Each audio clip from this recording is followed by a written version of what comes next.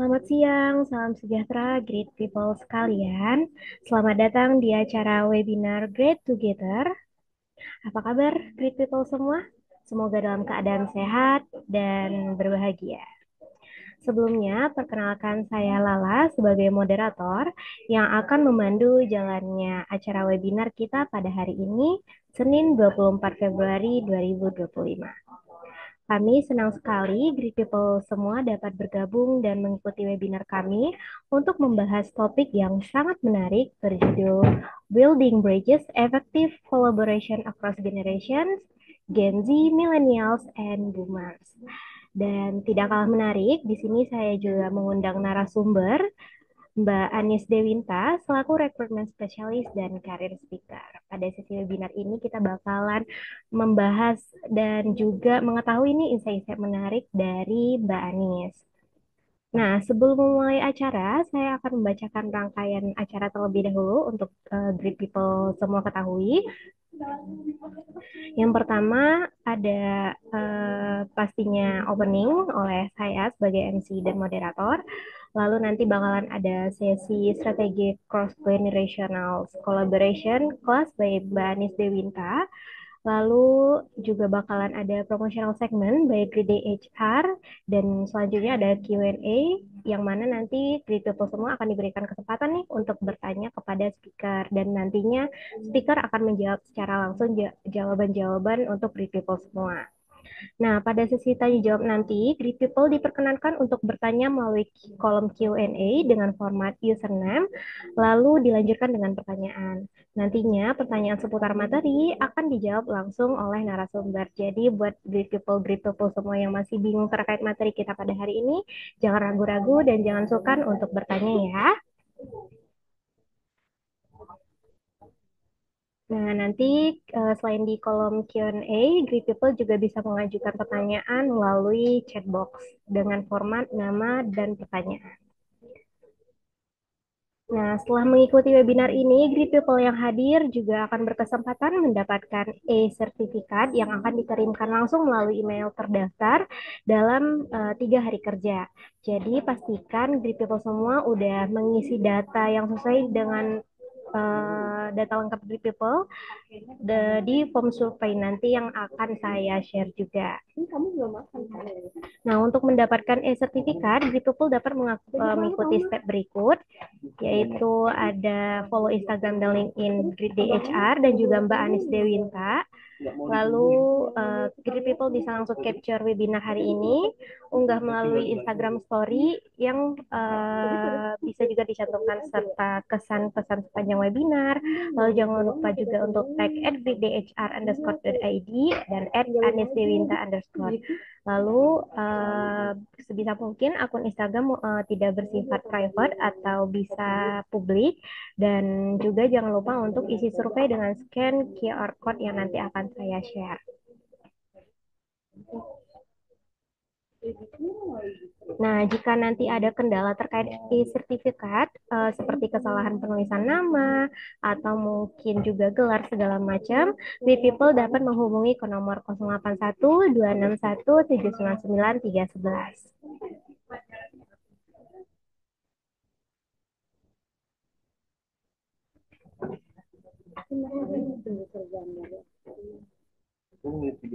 Nah, sebelum masuk ke acara inti, izinkan saya untuk memberikan informasi sedikit mengenai Grid HR.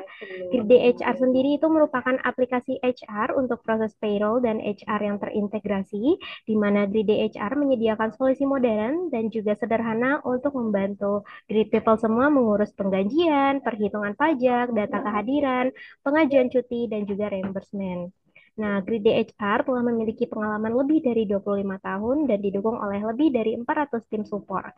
Saat ini, Grid HR sudah dipercaya oleh lebih dari 4.000 perusahaan dan memiliki lebih dari 1 juta pengguna aktif. Sekarang, mari kita sama-sama saksikan video singkat untuk berkenalan lebih jauh dengan Grid HR. Pekerjaan HR jadi lebih mudah dengan Grid DHR. Kelola data karyawan dan otomasi payroll dalam satu sistem. Grid DHR dilengkapi dengan berbagai fitur yang terintegrasi, sehingga meningkatkan efisiensi perusahaan dan produktivitas karyawan. Monitor kehadiran karyawan dengan teknologi face recognition dan geotagging. Tidak perlu khawatir akan kendala sinyal, karena Grid DHR menyediakan mode absensi offline. Seluruh laporan kehadiran dapat di-download dalam satu klik. Karyawan dapat mengajukan cuti dan lembur melalui aplikasi dengan fitur Workflow Approval. Pantau aktivitas kerja karyawan dengan akurat.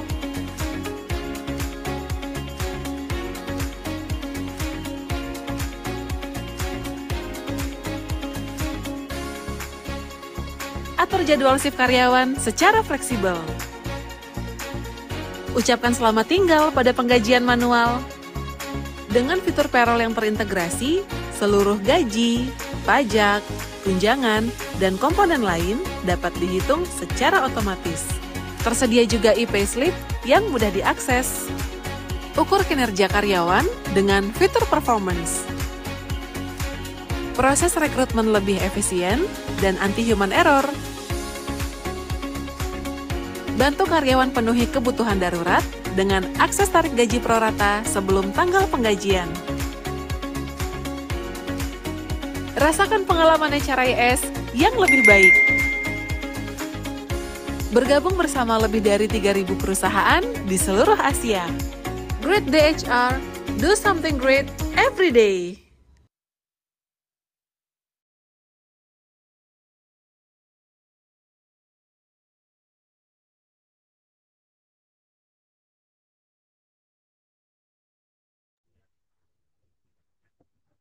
Nah, itu tadi Grid People perkenalan singkat mengenai Grid HR.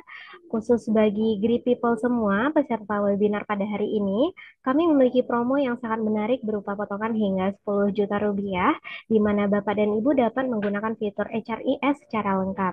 Promo ini khusus untuk perusahaan dengan jumlah karyawan lebih dari 300 orang, namun jangan khawatir ya Grid People, untuk perusahaan yang jumlah karyawannya masih di bawah 300, kami juga punya promo menarik lainnya. Apabila Bapak Ibu tertarik, bisa menghubungi ke nomor 0813 9503 0502. Sekali lagi, jika Bapak Ibu Great People sekalian yang ada di ruangan ini tertarik untuk mengetahui lebih lanjut terkait promo-promo atau mungkin juga info-info menarik terkait Grid HR, bisa hubungi ke nomor 081 395 030 502, atau silahkan nanti beri komentar di kolom chat untuk dibantu oleh tim kami.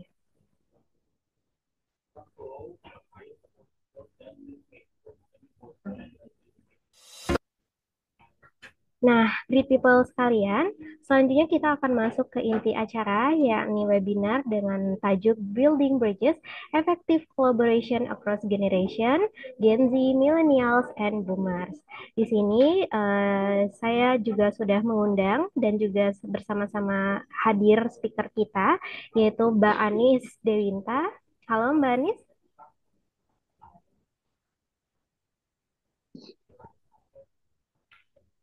Halo Mbak, apakah aman? Aman nggak? Suara saya kecil nggak? Suaranya kecil Mbak, mungkin boleh diakalin biar lebih besar Mbak. Oke. Sedikit ya, terlalu kecil ya? Iya, Ini ya. mm-mm. Ini gimana kalau seperti ini? Masih terkesan Ya, jauh Mbak.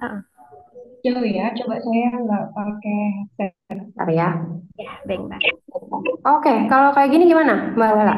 Aman Mbak. Aman ya, better seperti ini ya? Betul Mbak, better seperti itu. Siap. Oke Mbak, sedikit profil nih terkait Mbak Anis ya, Great People semua. Mbak Anis ini merupakan seorang recruitment spesialis dan career speaker yang cukup aktif juga membuat konten-konten berisikan insight-insight menarik seputar dunia kerja, khususnya pengembangan karir. Dan Great People semua bisa kunjungi sosial media Mbak Anis di LinkedIn atau mungkin bisa di Instagram. Nah, pada sesi penyampaian materi nanti, Mbak Anis akan membahas seputar gaya komunikasi antar generasi, tantangan dalam kolaborasi lintas generasi di bisnis atau perusahaan, dan strategi untuk komunikasi dan kerjasama yang efektif yang bisa diterapkan oleh HR atau business owner. Nah, menarik banget ya topiknya Great People, yang mana pastinya Great People semua dapat simak langsung selama acara ini berlangsung. Nah, tanpa memperpanjang waktu, untuk Mbak Anis dipersilahkan. Oke, terima kasih Mbak Lala. Oke, selamat siang teman-teman semua. Semoga dalam keadaan baik ya di siang ini, hari kerja, terus menyempatkan untuk menyimak webinar kami. Semoga informasi yang kami sampaikan ini bisa bermanfaat ya untuk teman-teman. Tadi sudah di-mention nih sama Mbak Lala bahwa untuk pembahasan hari ini saya akan membahas terkait dengan gaya komunikasi yang efektif antar generasi gitu ya. Jadi kurang lebih saya akan membahas terkait dengan masing-masing generasi yang masih ada di area kerja biasanya ya, dan bagaimana cara kita berkomunikasinya dari perspektif seorang HR gitu. Jadi kita nih yang membangun jembatannya, gimana caranya berkomunikasi yang efektif dengan lintas generasi ini, seperti itu. Nah, kurang lebih seperti itu yang akan kita bahas atau yang akan saya sharing ke teman-teman hari ini.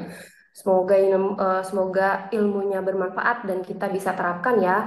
Dan kalau ada permasalahan di kantornya, misalkan terlalu banyak Gen Z atau masih ada baby boomer nih di kantornya nih yang kolot banget gitu ya. Biasanya kan baby boomer itu terkesannya dengan kolot, tukang nyuruh-nyuruh gitu ya, kaku.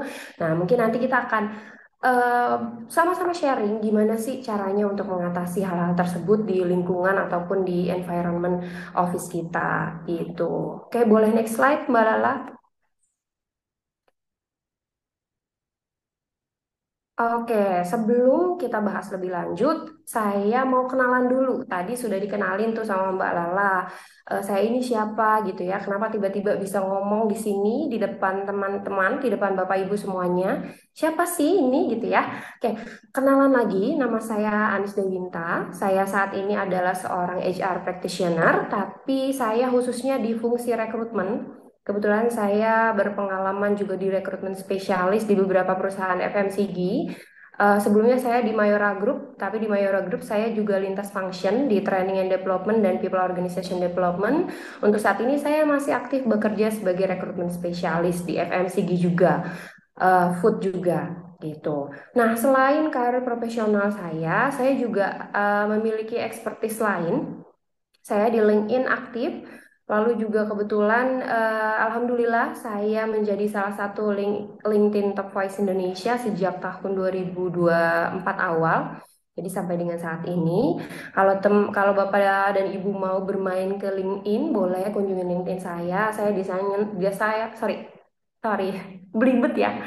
Sorry, saya di sana banyak sharing terkait dengan informasi-informasi rekrutmen, lowongan kerja, terus tips and trik pengembangan diri dan lain-lain gitu.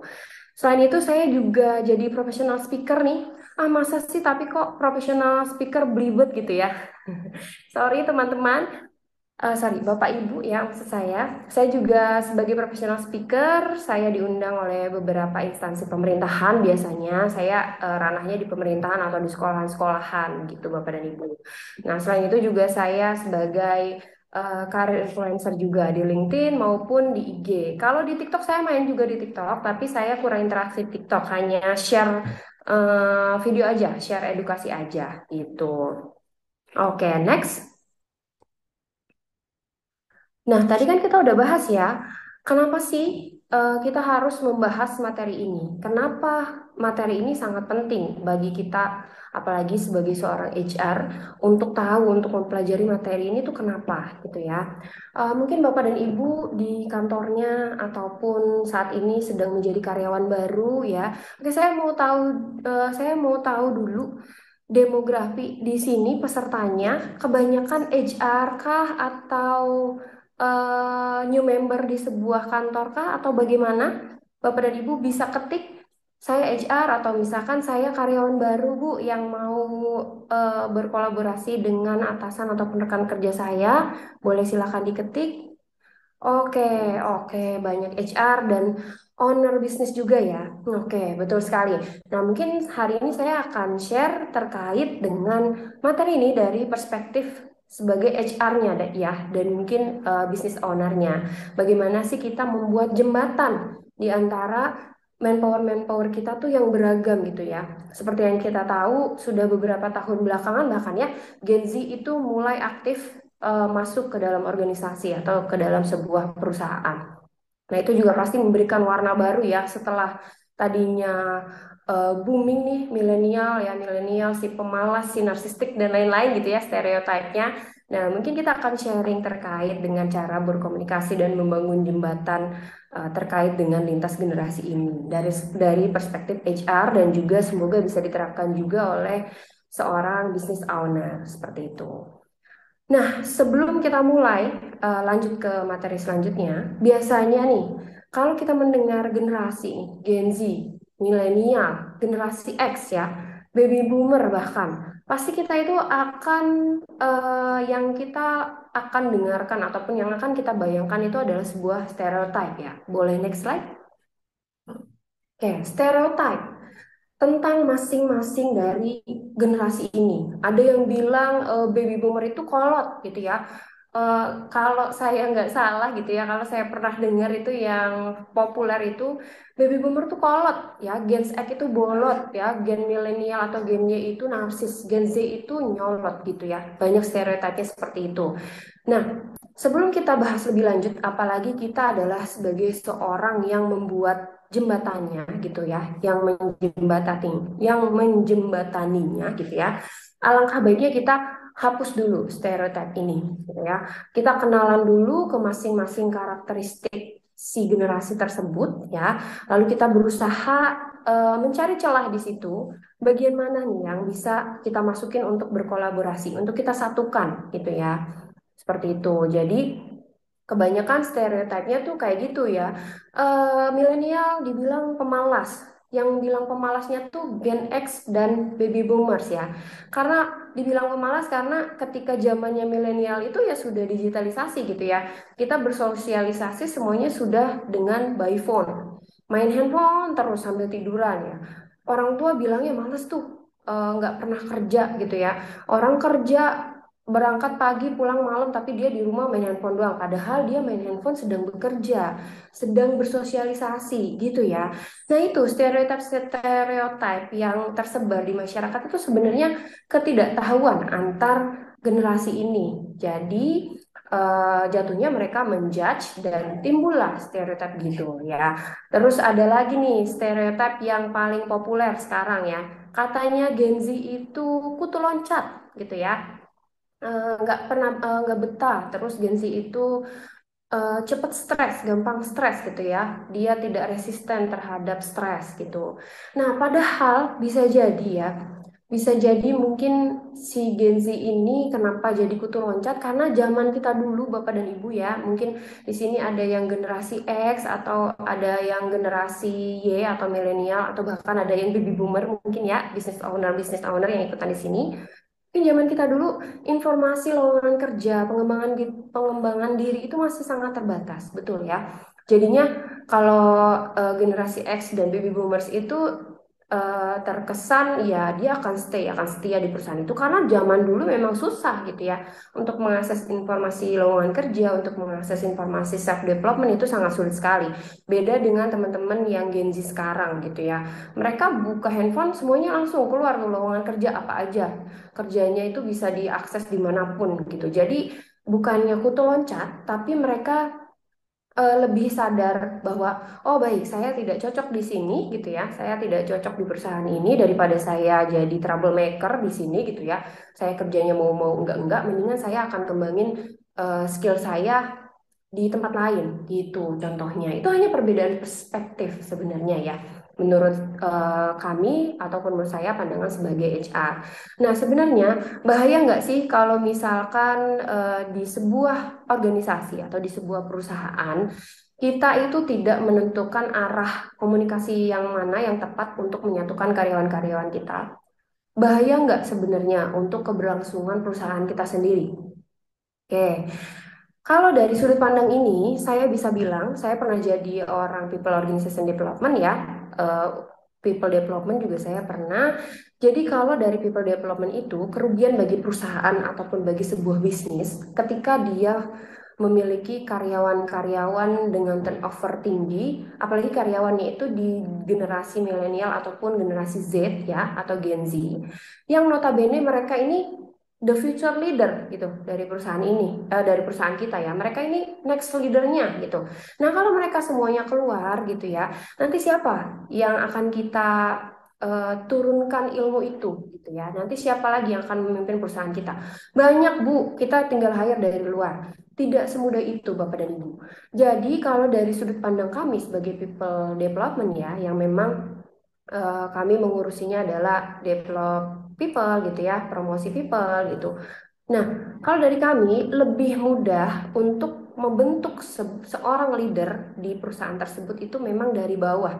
Kami develop dari awal gitu dibandingkan kami harus mendevelop leader baru yang dia sudah membawa ideologi baru ya, ideologi di perusahaan sebelumnya yang dia sudah memiliki prinsip sendiri gitu terus masuk ke perusahaan kita, terus saya bentuk, saya develop untuk fit dengan perusahaan itu waktunya akan sedikit lebih lama dibandingkan kita mendevelop karyawan dari awal gitu, dari memang dia itu staff, kita develop jadi supervisor, kita develop jadi manager, itu sangat berbeda sekali Bapak dan Ibu. Dampaknya yang diberikan juga sangat berbeda-beda. Istilahnya kalau kita apa ya, kalau kita meng-hire dari luar, leader dari luar gitu ya, itu kita seperti apa ya? Menang-menang berhadiah gitu ya, coba-coba berhadiah. Oke deh, kalau bagus orangnya nih bisa sesuai nih, fit sama budaya perusahaan, bisa masuk nih, bisa oke gitu ya. Tapi kalau tidak sesuai, kalau kita dapetnya kebetulan karakternya yang memang sudah strong, yang sudah memiliki ideologi sendiri gitu ya, susah dibentuknya, itu malah nanti akan membuat berantakan sebuah organisasi. Itu yang saya alami gitu. Jadi ini sangat penting sekali kita membangun jembatan dari tiap lintas generasi agar yang pertama sih pasti untuk menekan turnover ya, agar keberlangsungan si organisasi tersebut dengan orang-orang yang memang dari awal sudah ikut di organisasi tersebut itu tetap di situ gitu. Karena beda Bapak dan Ibu, hire leader baru dengan membangun leader yang sudah ada itu beda dari mulai apa namanya ya, kepemilikan gitu ya, sense of belongingnya itu juga sudah beda. Kalau orang lama biasanya sense of belongingnya tuh sudah nggak diragukan lagi, integritinya biasanya juga sudah nggak usah dites-tes lagi gitu, dia sudah sangat berintegriti dengan sebuah perusahaan atau organisasi. Beda lagi dengan leader yang baru, kita harus cek dulu integritinya gimana gitu ya, untuk menanamkan ataupun membuat sense of belongingnya tumbuh juga bagaimana itu treatmentnya panjang. Seperti itu kira-kira Bapak dan Ibu gambarannya dari perspektif HR agar memahami materi ini. Oke, kita lanjut. Mulai memahami karakteristik-karakteristik dari setiap generasi ini. Saya coba menjelaskan karakteristik umum dari setiap generasi agar Bapak dan Ibu ada gambaran gitu ya. Boleh next slide Mbak Lala? Nah, ini dia. Mungkin nggak banyak ya, kalau di tempat saya masih ada nih generasi baby boomers gitu ya. Generasi baby boomers ini adalah beliau-beliau yang lahir setelah Perang Dunia Kedua ternyata Bapak dan Ibu. Oke, di tempat saya masih ada, mungkin di tempat Bapak dan Ibu di organisasinya ataupun di perusahaannya juga masih ada ya. Biasanya beliau-beliau ini sudah menempati posisi top manajemen biasanya ya, kalau tidak CEO, vice president seperti itu. Di tempat saya juga masih ada. Nah, karakteristiknya katanya di sini lebih menyukai komunikasi tatap muka, terus menghargai hierarki dan pengalaman, terus juga loyal, terus juga terbiasa dengan pendekatan kerja berbasis prosedur dan struktur. Bapak dan Ibu boleh baca ya terkait dengan karakteristik umumnya gitu ya generasi ini. Kira-kira ada yang notice dia, oh, iya bener loh gitu ya. Mungkin Bapak Ibu kita ataupun ada bos kita atau CEO kita, oh iya bener loh beliau itu kalau diminta jadwal interview online tuh agak sulit gitu ya. Mungkin ya, mungkin antara memang beliau gaptek gitu ya, atau mungkin memang beliau maunya ketemu langsung gitu. Ada yang notice seperti itu enggak? Oh iya bener. Kalau generasi-generasi baby boomers tuh biasanya kalau ngelihat anak-anak zaman sekarang yang mainan handphone, mereka tuh nggak pernah notice kalau orang itu tuh lagi kerja, tapi mereka notice-nya kerja kok main handphone gitu ya. Biasanya seperti itu, generasi-generasi baby boomers. Nah, ini memang karakteristik ini memang dipengaruhi dengan lingkungan ataupun situasi ketika dia bertumbuh gitu ya Bapak dan Ibu. Jadi memang ketika tahun 1945 sampai dengan 64 ya, jangankan di Indonesia mungkin ya di luar negeri ataupun kondisi saat itu memang belum digitalisasi gitu ya. Jadi mereka lebih senang ataupun urusannya ya hanya tatap muka maupun dalam pekerjaan ataupun dalam hubungan personal gitu ya. Seperti kalau sekarang kan kita gampang ya ketemuan sama keras atau ketemuan sama suami istri yang LDM gitu ya. Itu kan walaupun jaraknya Surabaya Jakarta itu kerasa deket karena bisa video call. Nah, mereka enggak, Bapak dan Ibu. Nah, kondisi-kondisi itu jadi secara tidak langsung membentuk karakter kita gitu sesuai dengan generasi kita saat itu. Kita masuknya ke generasi apa gitu. Nah, yang saya dengar itu dari generasi baby boomers yang ada di perusahaan saya saat ini, saya nanya, Bapak kenapa nggak mau interview online gitu ya? Nanti kita bantu, sorry, nanti kita bantu untuk arrange medianya gitu ya. Enggak Mbak Nis, kalau saya online tuh saya nggak nyetrum gitu energinya. Dia bilangnya gitu, saya nggak dapat energi dari si kandidatnya Mbak Nis kalau misalkan online. Saya maunya onsite, saya pengen tahu nih nanti yang kerja di perusahaan saya tuh kayak gimana sih orangnya. Kalau online tuh nggak nyetrum gitu energinya. Beliau bicara seperti itu. Oke, baik. Sebagai HR mau tidak mau, ya walaupun beliau menghendakinya onset gitu ya dan memang saya setengah mati banget nih menjadwalkan onset ya apalagi untuk kandidat-kandidat manajerial gitu susah banget untuk onset ya mau tidak mau yang pertama harus saya lakukan adalah saya akan mengerti dulu bahwa karakternya beliau adalah seperti itu. Baik, beliau termasuk generasi baby boomers, karakternya memang menurut beliau percakapan profesional itu akan lebih afdol dan nyetrum kalau ketemu langsung. Baik, saya tampung dulu gitu ya. Nanti kita bahas tuh cara mensiasatinya gimana. Oke, next generasi X. Nah, boleh next slide, Mbak Lala? Generasi X ini dari yang lahir dari rentan tahun 1965 sampai dengan 1980. Masih ada ya. Kalau beliau-beliau ini masih ada nih di organisasi atau di perusahaan tuh masih ada. Biasanya levelnya sudah supervisor up gitu ya. Ada yang supervisor, ada yang manajerial gitu ya. Biasanya beliau-beliau masih pincak nih, masih incat aktif. Kalau baby boomer ini tadi ada beberapa perusahaan mungkin yang sudah tidak ada generasi pertamanya atau generasi baby boomernya. Nah, kalau di saya nih kebetulan tempat saya nih beragam gitu ya. Jadi dominasinya tuh banyak. Ada Gen X, Gen Y, Gen Z juga banyak nih mulai masuk gitu. Nah, kalau generasi X ini karakteristiknya katanya mandiri, fleksibel, praktis ya. Nah, kalau tadi baby boomers itu saya lupa. Kalau misalkan baby boomers itu mereka menganggap sebuah pekerjaan itu benar-benar adalah sebuah hal ataupun kewajiban yang harus mereka lakukan. Makanya mereka tuh sering all out ya, sampai malam. Walaupun kalau kita lihat tuh fisiknya sudah mohon maaf sudah rentan gitu ya, sudah cukup tua gitu. Tapi biasanya baby boomers itu loyalitasnya sangat tinggi ke pekerjaan. Mereka bahkan kalau di tempat saya sebelumnya ya, kebetulan kami memiliki MDH atau GM ya. Kalau di tempat-tempat lain itu yang sudah, yang memang beliau dari baby boomers itu biasanya beliau bekerjanya tuh dari jam 9 pagi sampai jam 2 malam gitu. Nah itu benar-benar tidak work life balance gitu ya. Karena mereka berpikirannya cari kerja tuh susah gitu ya dulu tuh di generasinya mereka. Cari kerja tuh susah apa namanya informasi pekerjaan itu sangat sulit. Jadi kalau mereka sudah mendapatkan pekerjaan, apalagi mereka sudah diberikan kepercayaan nih, mereka akan jaga itu sepenuhnya. Gitu. Makanya banyak generasi-generasi baby boomers itu yang memang sudah menempati posisi-posisi top manajemen ya, bahkan board of director juga gitu.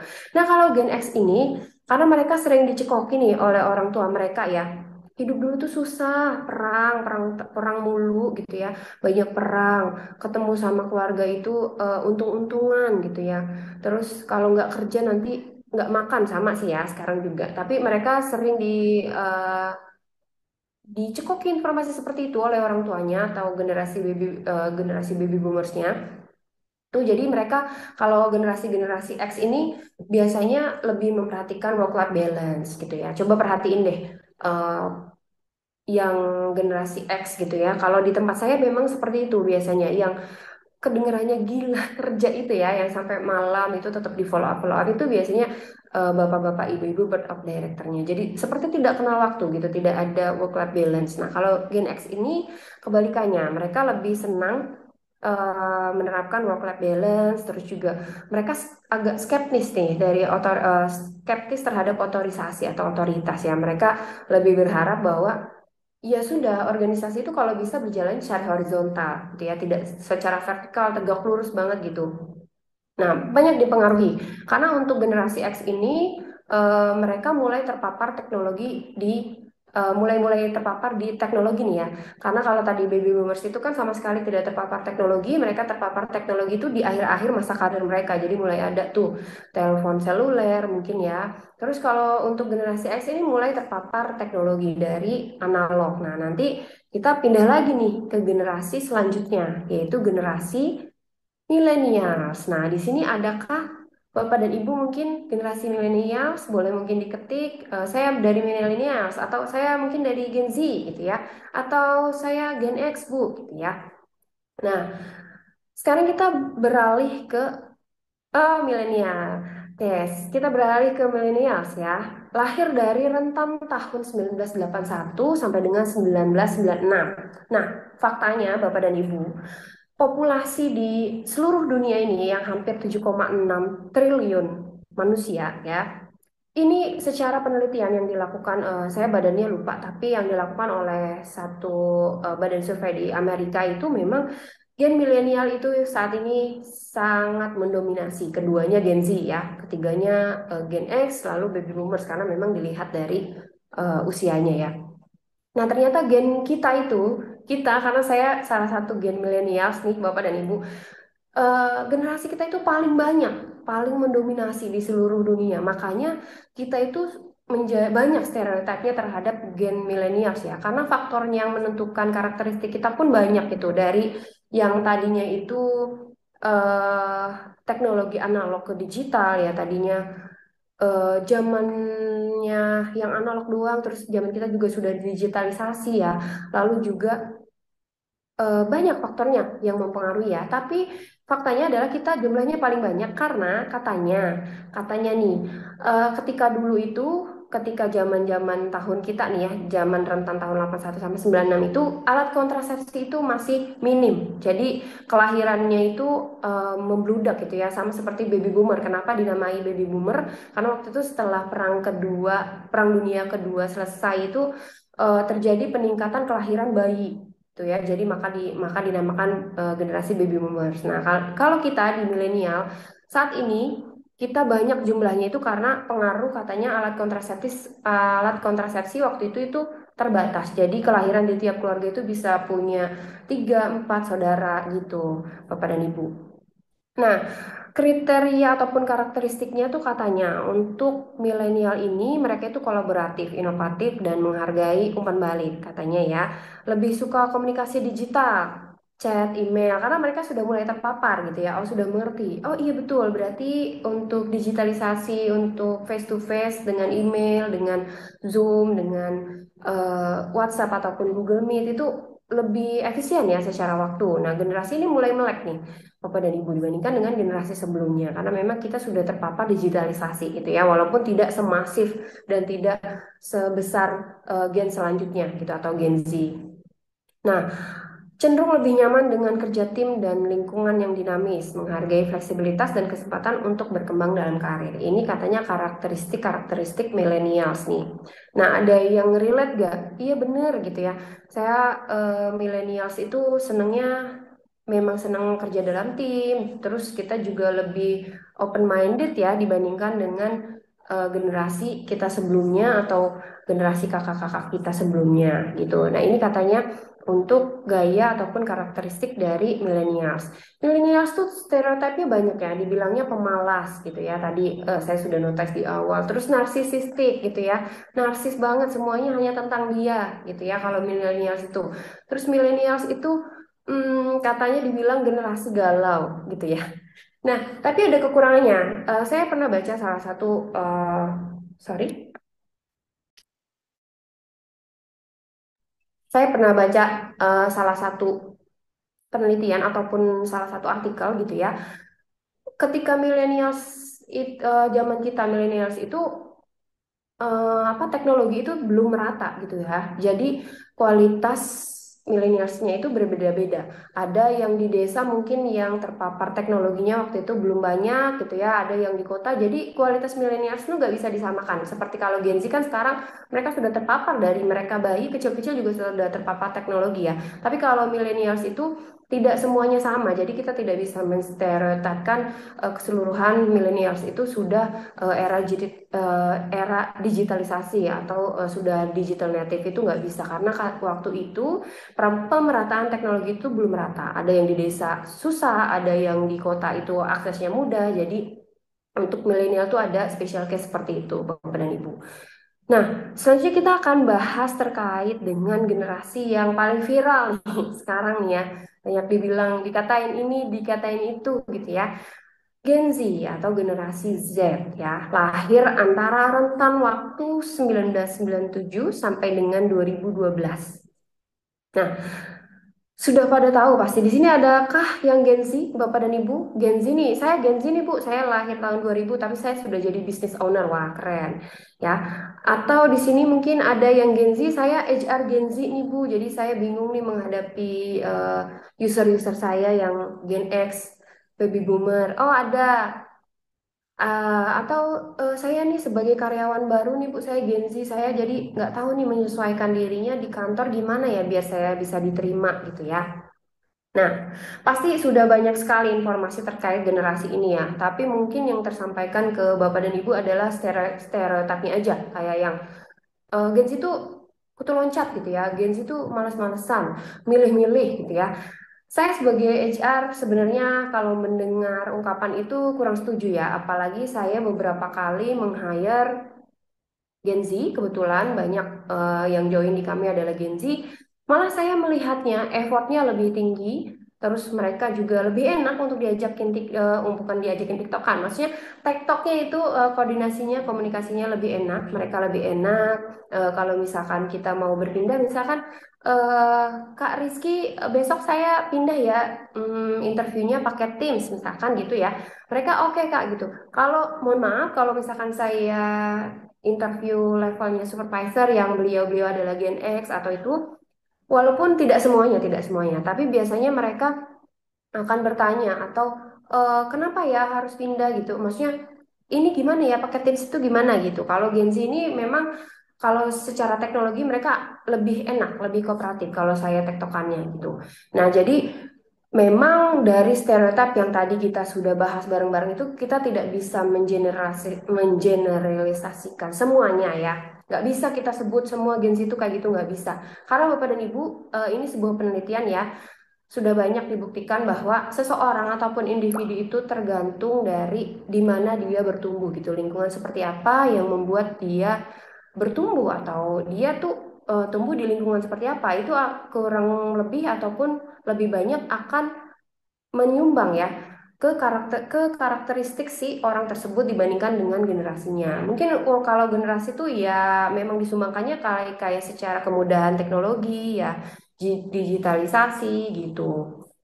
Nah, balik lagi ke Gen Z. Gen Z ini katanya karakteristiknya adalah digital native, betul ya, cepat beradaptasi dengan teknologi. Lebih suka komunikasi yang singkat, pesan instan, konten berbasis video. Kalau ini saya agak setuju. Mungkin banyak juga ya yang masih suka baca, Gen Z masih suka baca banyak. Tapi kebanyakan kalau saya memberikan edukasi ke teman-teman Gen Z gitu ya, kalau saya share video di TikTok, itu lebih banyak laku atau lebih laku dibandingkan dengan konten saya yang nulis di LinkedIn gitu. Padahal kalau misalkan kita tarik mundur lagi, kalau belajarnya di TikTok itu kan setengah-setengah ya, durasinya paling berapa gitu ya. Dibandingkan kita membaca di LinkedIn, informasinya itu biasanya saya kasih dari A sampai Z, dari awal sampai akhir itu saya kasih informasinya di situ. Tapi memang teman-teman yang Gen Z gitu ya, lebih suka belajarnya melalui video atau lebih suka visualisasi belajarnya gitu. Ini karakteristik secara umum katanya. Lalu juga mengutamakan fleksibilitas dan keberagaman dalam lingkungan kerja, lebih memilih transparansi, terus menghargai keseimbangan antara pekerjaan dan kehidupan pribadi. Nah, ini juga banyak ya jadi jokes gitu ya, ataupun diangkat jadi isu-isu kayak Gen Z itu maunya kalau ditawarin kerja, maaf Kak, kerjaannya tuh onsite, WFO apa WFH gitu ya. Kalau WFO saya maunya WFO 3 hari aja, sisanya WFH. Itu beneran ada nggak sih Bu? Beneran ada. Memang beneran ada kayak teman-teman kayak gitu karena kan memang informasi yang mereka dapatkan kan seperti itu ya, bahwa mereka mendapatkan informasi bahwa kerja tuh nggak harus di kantor, kerja tuh nggak harus 9 to 5 gitu ya, kita bisa kok kerja dari mana aja, kerja pakai laptop doang itu bisa. Nah mungkin itu informasi-informasi yang mereka dapatkan Bapak dan Ibu, jadi eh, mereka mewajarkan informasi seperti itu gitu ya, beda dengan generasi sebelumnya kan mereka pasti akan memvalidasi terlebih dahulu ya, memvalidasi bener nggak sih kalau misalkan ada pekerjaan yang seperti ini, karena kan memang terpaparnya tidak semasif Gen Z ini ya. Nah terus juga ada yang bilang nih Gen Z ini mudah khawatir gitu ya, mudah cemas, banyak yang self diagnose gitu ya, saya itu kena apa namanya, kena bipolar gitu ya, saya kena OCD gitu ya, banyak, nggak banyak sih sebenarnya ya, ada yang seperti itu. Tapi ternyata faktornya bisa jadi Bapak dan Ibu, karena mereka itu terpapar informasi selama 24 jam full ya. Jadi mau informasi misalkan perang di Palestina ataupun misalkan kerusakan iklim tuh mereka masuk terus tuh 24 jam informasi-informasi kayak gitu. Dan media sekarang itu memang banyaknya meng-up berita-berita yang negatif. Karena memang itu lebih laku ya. Itu juga sangat disayangkan. Bayangkan berita-berita negatif itu terus terpapar ke diri kamu, ke diri Anda gitu ya, ke diri mereka 24 jam, maka tingkat kekhawatiran maupun tingkat stres mereka pasti akan lebih tinggi dibandingkan dengan kita. Apalagi kalau mereka berpikir dampak iklim, kerusakan iklim akan berdampak 20 tahun ke depan. Nah, kalau misalkan generasi baby boomers ya, mohon maaf, 20 tahun ke depan tuh masih ada enggak ya, mohon maaf gitu ya, secara usia.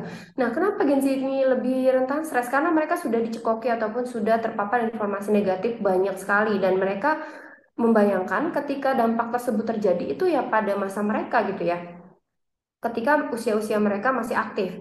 Terus kalau di dunia kerja nih ya, informasi yang negatif yang dipaparkan ke Gen Z itu seperti misalkan gini, TKA masuk dari Cina, TKA masuk dari Cina, dari Jepang gitu ya, kita kalah saing. Eh, kita kalah saing dengan tenaga kerja asing, misalkan presiden memperbolehkan tenaga kerja asing ke sini tanpa visa dan lain-lain. Nah, contohnya gitu. Nah, akhirnya mereka memblok mental mereka sendiri. Oh iya, kerja di sini di Indonesia itu sekarang susah, gitu ya. Mereka jadi punya satu pandangan terhadap pemerintah, dan itu lebih cenderung ke negatif ya. Terus akhirnya tercipta lagi nih hashtag yang sekarang yang sedang viral, kabur aja dulu katanya ya. Kabur aja dulu tanpa meriset kemampuan apa yang bisa kita jual di sana gitu ya. Ikut-ikutan FOMO, kabur aja dulu, kabur aja dulu. Akhirnya mereka mengabaikan kesempatan-kesempatan yang ada di Indonesia karena mereka tuh informasinya terpaparnya bahwa kalau di Indonesia tuh lembur nggak dibayar, gini-gini banyak yang negatif. Akhirnya mereka nggak fokus cari kerja yang ada di sekeliling mereka, mereka ikutan FOMO, kabur aja dulu, ikutan ke agensi ataupun ke BLK gitu ya, ke LPK, akhirnya ditipu banyak jadinya. Nah, ini memang kekurangan dan kelebihan Gen Z. Tapi kelebihannya, mereka itu biasanya lebih bisa multitasking, Bapak dan Ibu. Terus, nih ya, kalau ada yang bilang Gen Z itu work-life balance, ternyata tidak, Bapak dan Ibu. Pengalaman saya sendiri, Gen Z itu lebih mudah kalau saya hubungi itu di luar jam kerja. Jadi maksudnya di jam kerja mudah, tapi di luar jam kerja itu masih bisa dihubungi dan mereka masih mau respon gitu. Karena mereka berpikirnya ya mereka teknologi 24 jam gitu ya. 24 jam 7 hari, kalau mereka ada di WA tengah malam ataupun di WA jam 10 ya mereka nggak masalah gitu. Itu menurut mereka ya sudah, tidak apa-apa, itu bagian dari komunikasi gitu. Beda dengan generasi-generasi X mungkin ya. Ini ada apa nih malam-malam gitu. Ini kan harusnya jadwalnya dengan keluarga atau jadwalnya kita untuk tidur atau apa gitu. Itu perbedaan yang sangat saya rasakan sekali. Jadi mau koordinasi, misalkan saya tiba-tiba inget nih, oh iya ada agenda ini ataupun ada hal ini yang belum saya confirm nih ya ke Mas ini. Biasanya saya confirm itu mereka lebih cepat gitu. Mereka kelebihannya itu terus juga lebih multitasking juga, lebih senang explore juga mereka. Jadi kalau dikasihnya itu aja gitu ya, pekerjaannya itu mereka biasanya suka nanya, ada lagi nggak gitu. Mungkin yang berpandangannya negatif, Gen Z ini banyak nanya gitu ya, kritis tapi nothing gitu. Tapi enggak sebenarnya.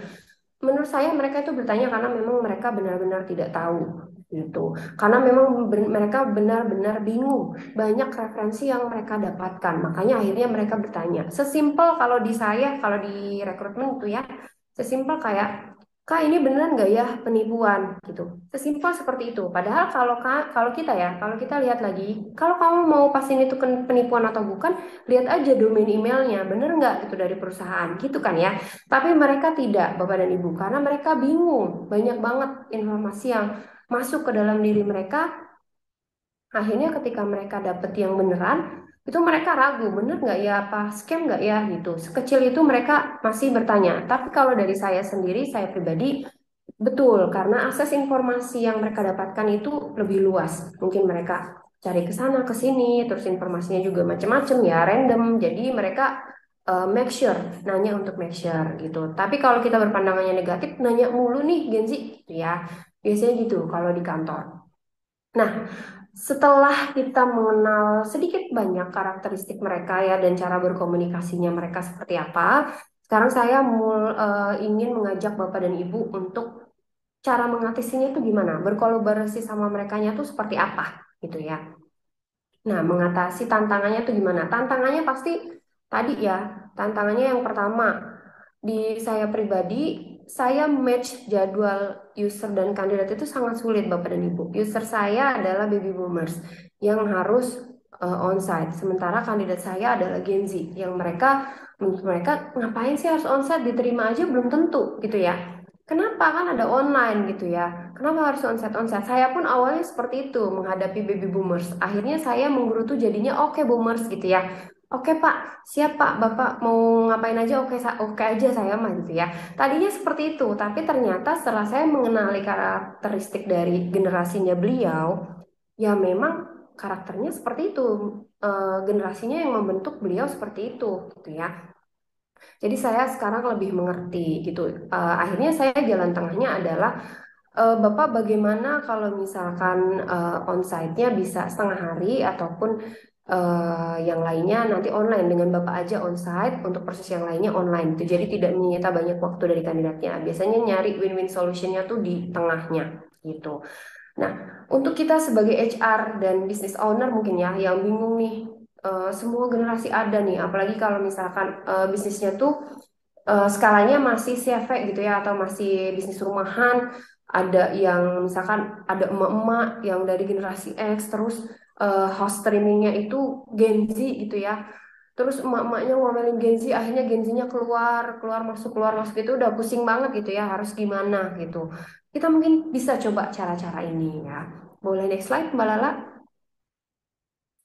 Oke, yang pertama pasti kita akan melakukan ini dengan cara berkomunikasi ya Bapak dan Ibu. Kita harus tahu bagaimana setiap generasi nyamannya tuh mereka cara komunikasinya tuh gimana. Kita harus cari tahu dulu. Bila perlu mungkin kita eh, bisa cari tahu secara psychology agreement gitu ya. Misalkan ya kita tanya langsung Bapak nyamannya itu komunikasi lewat apa gitu. Kalau kita sedang hire kandidat misalkan, apakah Bapak berkenan kalau saya jadwalkan online itu? Misalkan, enggak Mbak nih, saya maunya onsite, Pak, tapi kendalanya ini gitu. Saya yakin apalagi dengan baby boomers yang memiliki wisdom ya, ataupun yang memiliki kebijaksanaan, mereka dengan pelajaran hidup yang banyak, itu pasti mereka mau mendengarkan kalau kitanya bisa jadi penengah, seperti itu, Bapak dan Ibu. Apalagi jadi HR nih bingung ya, mau nggak nurut ini owner gitu ya, mau nurut tapi nyebelin gitu ya. Nah, Menurut saya berkomunikasi dengan baby boomers, Gen X itu cukup dengan kita menjadi penengah dan kita kasih pengertian ke mereka. Kenapa harus mengikuti zamannya sekarang gitu? Kenapa harus online? Kenapa sih gitu? Asal kita memberikan alasan kepada mereka yang make sense, pasti mereka akan terima gitu. Nah, komunikasinya katanya di sini gunakan pendekatan multikanal, betul. Kita bisa mereferensikan berbagai kanal komunikasi kayak ya udah Bapak kalau nggak mau onsite pakai Teams aja Pak. Teams lebih enak daripada Zoom misalkan. Google Meet aja yang nggak ribet Pak. Bapak tinggal klik aja gitu ya. Bisa seperti itu. Kita bisa jelajahi semua possibility alat komunikasi yang memang bisa jadi win-win solution dari kedua belah pihak gitu ya. Kalau dari saya dari perspektif HR, ketika kita mematchkan jadwal si user dan si kandidat gitu. Lalu yang selanjutnya terbuka terhadap pembelajaran teknologi. Nah, betul, tadi seperti yang saya ungkapkan ya, bapak-bapak dan ibu-ibu boomer ataupun Gen X ini, kalaupun kita kasih pengertian, mereka masih mau mendengarkan bapak dan ibu. Coba aja dicoba dipraktekkan langsung gitu ya. Asal kitanya make sense, asal kitanya memberikan pengertian ataupun pemahaman yang mereka bilang masuk akal, itu akan bisa.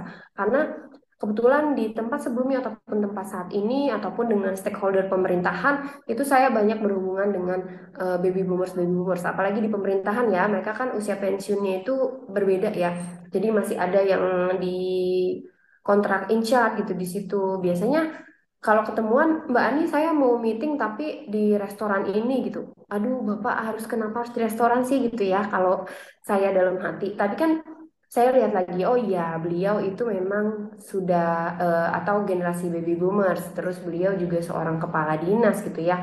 Ya sudah nggak masalah kalau sayanya sempat saya ikutin gaya beliau.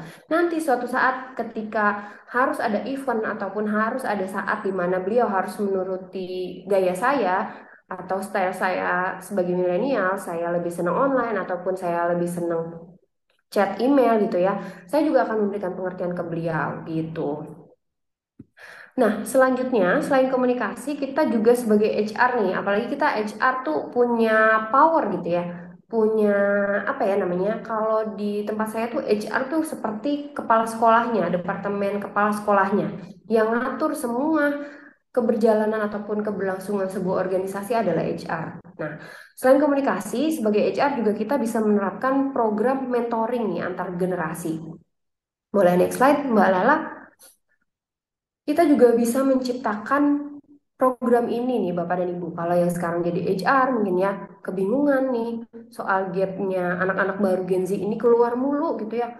Nggak ada integritasnya, nggak ada sense of belongingnya. Nah mungkin bisa menciptakan silabus untuk program mentoring antar generasi. Nah ada 3 jenis nih. Katanya ada reverse mentoring, ada traditional mentoring, ada peer learning. Nah untuk reverse ini dari Gen Z milenial nih yang ngajarin misalkan ada satu sistem nih ya yang harus dipakai di perusahaan misalkan sistem absen online nih kayak dari Grid Day ya misalkan ada sistem absen online gitu atau ada sistem payroll online yang mau nggak mau bapak dan ibu itu harus ngikutin gitu ya nah misalkan ada kayak gitu case-nya boleh tuh kita bikin training ya gitu atau mentoring dari yang lebih muda kita kumpulin bapak dan ibu dari Gen X atau baby boomer Kak. Tapi tantangannya memang berat sih. Tapi mau nggak mau kita harus men-share informasi itu gitu ya ke bapak dan ibu Gen X dan baby boomers. Kalau baby boomersnya itu jadi atasan kita tuh lebih enak ya. Dia ada apa ya? Ada otorisasi gitu untuk kita turuti. Nah, yang susahnya itu Bapak dan Ibu saya mengerti sekali kalau misalkan baby boomers atau Gen X-nya itu posisinya adalah di bawah kita ya, bener ya.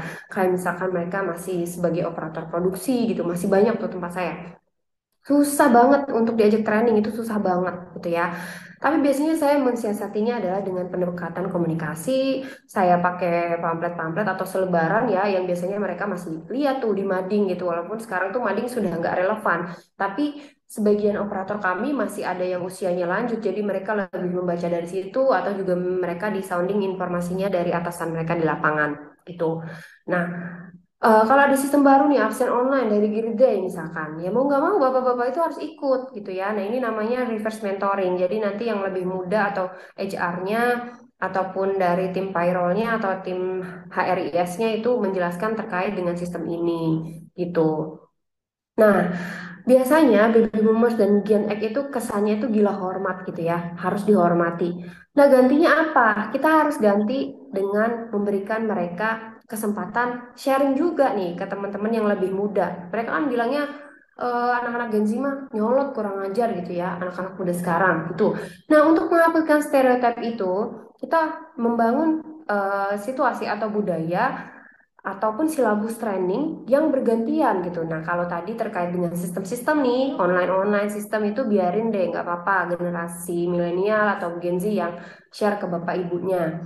Biar mereka tidak merasa digurui, kita hargai pengetahuan dan pengalaman mereka dengan menjadwalkan training-training soft skill. Misalkan kayak integrity gitu ya, kayak assertiveness gitu, kayak motivasi itu kita minta bantuan ke bapak ibu dari baby boomers ataupun dari Gen X. Nah, mereka akan merasa bahwa pengalaman mereka akan didengarkan daripada mereka tuh biasanya kalau ngomel dulu tuh nggak kayak gini ya, zaman saya dulu itu bla bla bla bla bla bla bla gitu ya.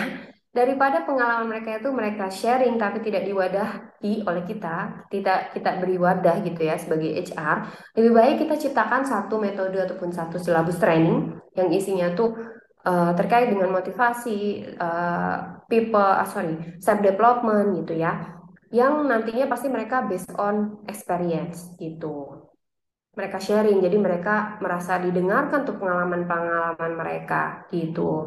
Nah, selanjutnya mungkin juga bisa peer learning ya, kalau kita ada kegiatan misalkan ada kegiatan potluck gitu ya, ada kegiatan apa lagi ya, misalkan perayaan-perayaan hari besar itu kan biasanya kita bercampur tuh, bercampur baur ya, bercampur baur. Nah, kita sebagai HR bisa memfasilitasi tuh di situ. Kita yang bikin eventnya gimana yang kira-kira bikin baby boomer semangat, bikin Gen Z atau milenial juga semangat gitu. Artinya mereka merasa keberadaan mereka tuh dianggap gitu. Dengan mungkin salah satunya dengan memberikan reward ya. Di perusahaan tuh suka ada tuh ya reward masa kerja, itu juga salah satu untuk meretensi karyawan apalagi baby boomers. Gen Z juga bisa dengan mereka dihargai ataupun mereka dijelaskan untuk jenjang karir mereka ataupun ada reward masa kerja, reward tentang kedisiplinan, itu juga salah satu program retensi yang bisa kita lakukan sebagai HR, menjembatani dari komunikasi antar generasi ini, tapi juga meretensi sekaligus juga meretensi dari si Gen Z ataupun milenial ini gitu. Nah, selanjutnya mendorong fleksibilitas dalam gaya kerja. Boleh next slide. Nah, tadi kan kita sudah bahas ya. Saya sebagai milenial sih sebenarnya relate ya. Kalau kalau saya dikasih kesempatan untuk WFH ya mendingan WFH sih sebenarnya ya gitu ya. Tapi sisi lain ketika saya melihat atasan saya bekerja di kantor gitu ya sampai lembur-lembur sampai malam-malam gitu, saya juga merasa nggak enak gitu ya. Nah, itu gimana caranya?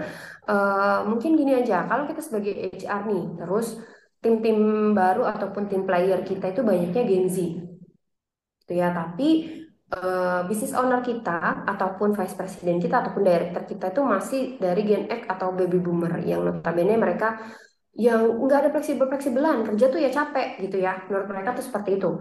Nggak ada lah fleksibel-fleksibelan, kerja ya harus berkeringat gitu. Menurut mereka kan seperti itu ya pengertian kerja gitu, kerja keras gitu.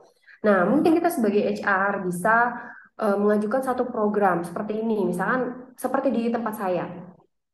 Kalau di tempat saya sekarang ini dari 1 minggu itu fleksibel day-nya itu 1 hari. Nah, bisa bebas tuh, 1 harinya tuh bisa dipilih hari apa aja untuk melakukan work from home gitu, atau cuti setengah hari gitu. Mungkin sebagai HR kita bisa mengajukan kebijakan-kebijakan ini kepada manajemen ya. Kalau misalkan atasan kita ataupun top manajemen kita nggak setuju, kita harus kasih alasan yang jelas. Kenapa program ini diadakan gitu ya? Kenapa kita harus mengadakan program ini? Karena salah satu untuk meretensi karyawan-karyawan kita. Misalkan ya, kalau di tempat saya ini Gen Z-nya kebetulan adalah star-star nih, top star gitu ya. Saya nggak mau banget nih mereka resign. Gimana caranya retensi mereka nih? Gimana? Kalau misalkan mereka mau tunjangan kesehatan mental, ya udah kita kasih, kita cari asuransi mana yang kerjasama dengan kesehatan mental gitu. Karena kalau kita sebagai HR itu struggle-nya banyak, Bapak dan Ibu. Selain memang kita harus fit, cari kandidat yang bisa fit dengan budaya kita. Apalagi sekarang ya mau nggak mau kita kandidat yang tersedia di lapangan ini yang memang didominasi oleh Gen Z gitu ya. Mau tidak mau realita yang berjalan itu akan semakin bertemu dengan generasi-generasi selanjutnya. Apalagi nanti ya, kalau setelah Gen Z ini mereka sudah mulai masuk usia kerja, ada lagi tuh tantangannya ya. Menurut saya seperti itu, kita sebagai HR itu kitanya harus sadar dulu bahwa kita nih sebagai penengah gitu ya. Saya juga kadang terbawa arus, jadi saya kadang terbawa emosi gitu ya. Kebetulan VP kami juga seorang baby boomers. Jadi kalau ngomelin tuh suka gini loh Bapak dan Ibu, misalkan ya ngomelinnya tentang apa gitu. Tapi suka ini kok bisa sih dinding-dinding ini ngelopek-ngelopek kenapa? Nah, suka suka apa ya? Suka kemana-mana gitu ya. Saya juga kadang terbawa emosi nih. Tapi kembali lagi kita sebagai HR gitu ya, kita yang sebagai orang ataupun sebagai person yang harus mengerti, yang harus menjembatani keinginan dari antar generasi ini malah ya, dari generasi Z, millennials ya yang masih di staff ataupun di supervisor dengan keinginan si business owner, top management ini gimana kita yang bisa menjembataninya gitu ya. Mau nggak mau kita gitu. Lalu siasatnya adalah dengan berbagai program yang kita ciptakan, berbagai dengan metode yang kita ciptakan untuk menyatukan persepsi mereka gitu. Nah, lalu selanjutnya kita bisa memanfaatkan teknologi untuk menjembatani kesenjangan ini. Nih, misalkan ya, tadi tuh kita komunikasi lintas kanal ya, kita bisa pakai Teams atau Google Workspace gitu ya. Kalau misalkan kita kesulitan untuk memberikan pengertian ke baby boomers bahwa it's okay Pak, mereka akan tetap kerja walaupun mereka WFH gitu ya. Takutnya mereka nggak kerja nanti, Mbak Anis. Berarti kita bikin sistem WFH ini bisa dimonitoring oleh Bapak dengan sistem mungkin Google Workspace ya, ataupun dengan peraturan yang WFH, tapi harus tetap share log, live log gitu ya. Itu bisa aja diakalin Mbak Anis dengan taruh 2 HP. Oke, boleh deh WFH tapi dengan on cam. Kadang-kadang kita 2 jam sekali kita harus on cam atau harus ada ice breaking yang harus on cam. Itu boleh tuh memastikan bahwa orangnya nggak kemana-mana. Nah, kita yang harus mensiasati itu gitu ya dengan memanfaatkan teknologi. Terus juga untuk bapak-bapak operator baby boomer atau Gen X ini ya memang sangat apa ya, sangat struggling sekali menurut saya ya untuk mengajak mereka training duduk bareng gitu itu lebih mudah ya dibandingkan mereka Bu klik link ini ya untuk training gitu ya dibandingkan dengan seperti itu karena memang bukan mereka gaptek karena akses mereka dulu kurang gitu ya terus kesini prioritas mereka ya bukan itu lagi banyak prioritas mereka yang lainnya makanya kita bisa menyiasatinya dengan menggunakan teknologi misalkan kita ciptakan nih video course atau video training yang bisa mereka tonton kapan aja gitu ya. Tutorialnya dengan jelas, dengan satu persatu itu misalkan khusus untuk baby boomers gitu ya. Seperti itu. Nah, selanjutnya membangun budaya inklusif dan kolaboratif. Betul sekali. Kita sebagai HR memang sangat wajib menciptakan budaya yang kolaboratif. Kalau misalkan bilang nggak bisa kantor saya toksik, padahal kamu HR-nya, berarti kamu yang membuat kantor itu toksik gitu ya. Karena HR itu selain kepala sekolah, menurut saya juga jantungnya gitu ya, jantungnya sebuah organisasi. Mau organisasinya berjalan seperti apa ya tergantung HR-nya gitu ya, tergantung HR-nya mau seperti apa gitu. Nah, libatkan semua generasi dalam pengambilan keputusan dan pengembangan strategi organisasi. Betul. Biasanya kalau Gen Z itu kan trennya saya newbie gitu ya. Saya orang baru, saya sering dicapnya kutu loncat. Ya udah sekalian aja saya loncat-loncat. Nah, kita jagain tuh biar nggak seperti itu. Biar apa? Biar kita tuh organisasi kita ada penerusnya Bapak dan Ibu. Namanya tuh kalau di people organisasi development itu namanya replacement table chart. Jadi kita harus punya chart sendiri untuk eh, si kandidat ataupun si manajer itu kalau misalkan dia pergi itu kita ada cadangannya dibandingkan dengan kita hire baru kayak gitu Bapak dan Ibu untuk jagain itu. Nah, oke, untuk selanjutnya ini akan selesai ya Bapak dan Ibu slide yang saya tampilkan selesai mungkin next. Nah, sebelum kita ber sebelum sebelum kita mengoreksi, alangkah baiknya kita connection before correction gitu ya. Sebelum kita bilang enggak itu baby boomer mah galak, itu baby boomer nggak jelas, nenek-nenek yang suka ngoceh mulu gitu ya. Ataupun sebelum kita bilang itu si Mbak Anies mah generasi milenial males galau orangnya gitu ya. Atau sebelum kita mengatakan stereotip apapun terhadap generasi apapun yang ada di kantor kita, alangkah baiknya kita berkoneksi dulu. Kita tahu dulu karakter mereka tuh seperti apa. Artinya kita jadi bisa relate, oh iya bener ya, mereka tuh seperti itu gitu ya. Oh ya benar berarti mereka tuh memang generasinya kayak gitu, bukan orangnya nyebelin gitu ya. Kitanya aja yang kurang paham. Baru kita bisa koreksi. Koreksinya apa? Jadi koreksinya tidak menjurus ke apa ya? Ke julid gitu ya. Jadi kita bisa mengkoreksi dengan metode-metode atau sistem-sistem yang bisa kita bangun ataupun koneksikan atau kolaborasikan semua generasi tersebut gitu. Apalagi kita sebagai HR seperti itu. Oke, sekian penyampaian materi dari saya. Mohon maaf kalau saya banyak tiponya gitu ya, ataupun ada kesalahan-kesalahan selama saya menyampaikan materi ini. Terima kasih banyak Bapak dan Ibu atas atensinya. Mungkin setelah ini Q&A atau seperti apa, Mbak Lala, saya kembalikan lagi ke Mbak Lala.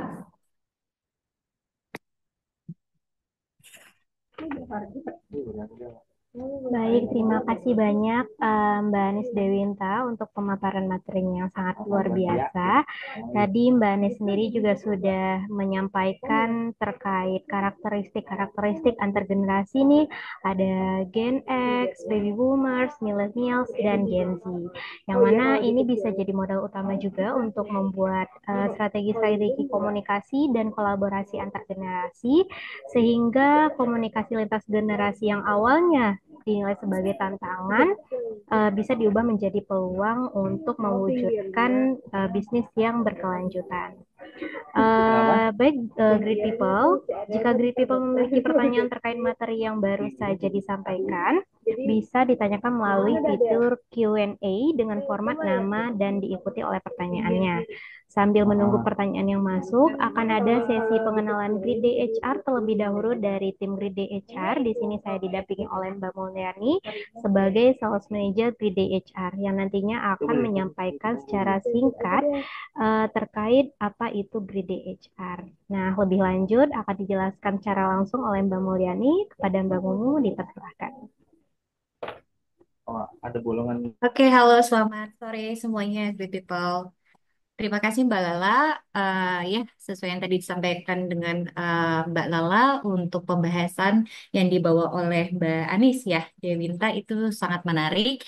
Dan kali ini saya ingin memperkenalkan Grid HR adalah solusi HRIS untuk pengolahan data karyawan dan tentunya di sini kami membuat suatu sistem yang bisa digunakan oleh semua generasi tentunya. Mulai dari ya baby boomers, milenial dan Gen Z. Karena untuk aplikasi yang kami siapkan di sini cukup user friendly seperti itu.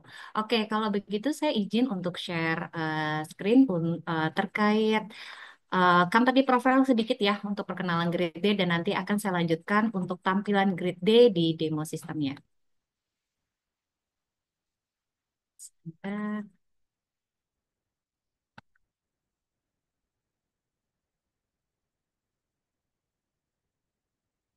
Oke, saya lanjutkan. Untuk Grid HR adalah software untuk memberikan solusi khusus divisi HR dalam pengolahan data karyawan, finance untuk mengelola penggajian, dan juga tidak melupakan kebutuhan employee yang dimudahkan untuk layanan mandiri mereka.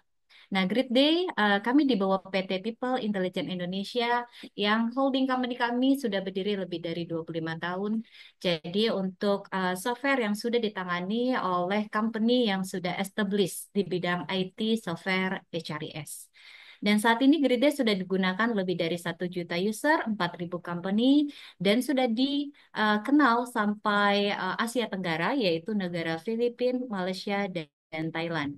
Akan tetapi untuk produk Grid D ini adalah produk Indonesia. Nah, untuk penggunaan Grade Day, kami sudah memberikan solusi berbagai bidang bisnis yang ada di Indonesia. Memang semua tidak saya tuangkan ya untuk klien, akan tetapi Grade Day di sini kami memberikan solusi yang sangat penting untuk solusi untuk kebutuhan tentunya ya, kebutuhan semua industri yang ada karena pastinya concern itu berbeda-beda. Nah, adapun solusi yang kami berikan di sini, Grade D memberikan aplikasi atau solusi fitur yang lengkap, mulai dari pengolahan company, employee, pengajuan-pengajuan sampai ke proses penggajian dan dimudahkan oleh teman-teman untuk mengelola data mereka secara mandiri. Dan yang paling penting di sini di Grid HR kami berbeda dengan vendor lain karena dalam penggunaan Grid D kami sudah memiliki support dedicated sehingga memberikan kenyamanan dalam penggunaan. Dari pihak admin dimudahkan pula untuk bertanya dalam penggunaan seterusnya ya selama bekerja sama dengan Grade dan menyampaikan isu yang terjadi. Dan untuk Grade HR, basis sistem kami adalah on cloud. Sehingga dari company tidak perlu menyediakan investasi server dan tentunya sudah aman. Kami juga memiliki DRC atau Disaster Recovery Center untuk server backup. Itu terkait keamanan data, apa terjadi bencana alam di gedung kami, tentunya database klien akan tetap aman. Untuk aplikasi Grid Day memang berbasis mobile apps, memudahkan teman-teman bisa dalam penggunaan absen dan pengajuan, tetapi juga cukup fleksibel, bisa open dua device melalui website. Seperti itu.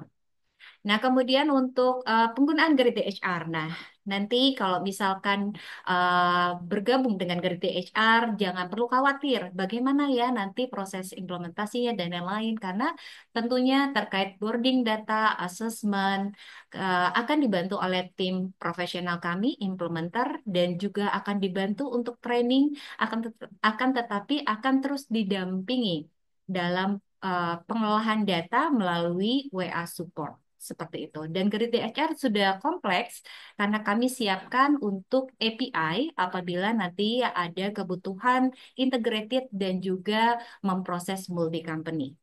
Oke, dari penjelasan ini saya rasa sudah cukup. Saya akan lanjut ke demo sistem untuk menampilkan aplikasi yang user friendly yang tadi saya sampaikan di awal. Baik Mbak Anis, mungkin sambil menunggu Mbak Momo, kita bisa coba kita bisa lanjutkan ke Q&A terlebih dahulu ya Mbak ya. Berhubung sudah ada beberapa pertanyaan juga yang masuk di kolom Q&A. Ada dari Bapak Reza Hashim. Ini pertanyaan cukup banyak ya Mbak. Jadi mungkin saya pilih terlebih dahulu Mbak. Dari Pak Baik. Reza, itu pertanyaannya, dengan perbedaan pola pikir, gaya kerja, serta nilai-nilai profesional antara Gen Z, Millennials, dan Boomers, apakah konsep kolaborasi antar generasi benar-benar dapat berjalan secara harmonis atau justru meningkatkan atau menciptakan konflik laten yang sulit diselesaikan dalam lingkungan kerja?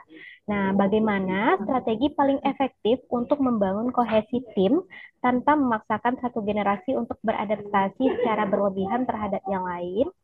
Lalu kemudian beberapa penelitian menunjukkan bahwa generasi yang lebih muda seringkali memiliki ekspektasi tinggi terhadap fleksibilitas kerja dan work-life balance. Sementara generasi yang lebih tua lebih menghargai stabilitas dan hierarki. Apakah mungkin untuk mengembangkan sistem kepemimpinan yang bisa mengakomodasi kedua perspektif ini tanpa ada generasi yang merasa dirugikan atau diabaikan? Oke, baik. Oke, baik. Aku izin menjawab. Udah tergambar sih dari pertanyaannya. Benar sekali Pak Reza yang diungkapkan. Perbedaan ini kadang malah banyak menimbulkan konflik ya, dari mulai konflik pekerjaan ataupun konflik di HR-nya sendiri, turnover tinggi dan lain-lain. Betul sekali. Nah, sebetulnya tadi yang saya jelaskan itu memang agak sedikit klise ya. Masa sih bisa diterapin gitu ya. Tapi kalau dari pengalaman saya, dari sudut pandang saya, itu bisa diterapkan. Tapi gimana caranya biar nggak memaksakan satu generasi untuk belajar tentang generasi lainnya gitu ya. Nah, kalau saran saya ataupun pandangan saya tadi seperti contohnya ketika saya mengajukan sistem WFH gitu ya. Nah, WFH dalam satu minggu, satu hari dalam satu minggu. Nah, WFH ini boleh boleh diambil ataupun tidak diambil oleh karyawan. Nah, kalau atasan saya ataupun top manajemen saya merasa keberatan bahwa WFH itu nggak kerja kebanyakan. Nah, dari HR-nya kita benar-benar memperhatikan prosedur WFH-nya. WFH itu bisa menjadi work-life balance menurut millennials dan Gen Z. Tapi juga bisa menjadi apa ya, sesuatu yang tidak berguna menurut baby boomers ataupun Gen X gitu ya.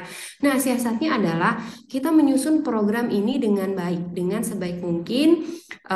Kita tetap mengusung work-life balance dengan teman-teman yang bisa bekerja di rumah, tapi di samping itu kita juga tetap membawa keterikatan peraturan perusahaan yang dikehendaki oleh atasan kita ataupun baby boomers, kalangan baby boomers dan Gen X-nya itu keterikatan peraturan perusahaan dengan cara misalkan WFH-nya tuh nggak bisa semena-mena, misalkan WFH-nya harus absen setiap 2 jam gitu ya. WFH-nya harus on location, share location gitu. Contoh-contohnya seperti itu. Terus gimana kata Gen Z untuk WFH seperti itu kayaknya juga terlalu mengikat gitu ya. Menurut saya pribadi, saya juga suka nih WFH. Menurut saya sudah diberikan kesempatan untuk bisa WFH saja tuh sudah bagus gitu. Apalagi di struktural prosedurnya itu tidak ada WFH, tapi perusahaan sudah memberikan kami kesempatan WFH itu udah bagus. Makanya kalau ada peraturan yang lain-lain, misalkan harus live log, harus absen, itu saya nggak masalah. Yang penting saya WFH, saya nggak kena macet pagi, saya nggak kena macet sore gitu. Jadi itu menurut saya bisa salah satu win-win solution untuk mengcover keinginan Gen Z dan millennials untuk work-life balance, juga untuk mengcover ekspektasi dari baby boomers dan Gen X ini bahwa ya kerja tuh harus struktur gitu ya, kerja tuh harus ada aturannya gitu. Menurut saya seperti itu. Betul sekali, gaya kepemimpinan itu juga sangat berpengaruh sekali ya terhadap cara kita memimpin berbagai generasi. Itu juga bisa kalau untuk gaya kepemimpinan sendiri itu tergantung generasinya ya. Kalau pemimpin kalau kalau pemimpinnya itu di area board of director atau vice president, tapi kalau kita sebagai HR mungkin kita bisa menerapkan ataupun memberikan pelatihan kepada manajer-manajer bahwa mereka tidak harus mengikuti zaman ataupun mereka tidak harus mengikuti zaman Gen Z atau milenial banget nih dengan semuanya serba online, tidak, tapi seenggaknya kita paparkan hal-hal tersebut Pak kepada para pemimpin di organisasi kita gitu. Kita paparkan bahwa sekarang sistemnya sudah seperti ini gitu ya. Sekarang sudah ada sistem seperti ini. Mungkin begitu ya kalau dari saya. Tadi kita udah bahas tuh salah satunya untuk menjembatani dua generasi ini agar tidak merasa dipaksa untuk mempelajari zaman generasinya gitu. Gen Z nggak harus dipaksa nih ikut baby boomers yang memang strict gitu ya. Baby boomers nggak bisa dipaksa nih ikut Gen Z yang memang santuy gitu-gitu ya.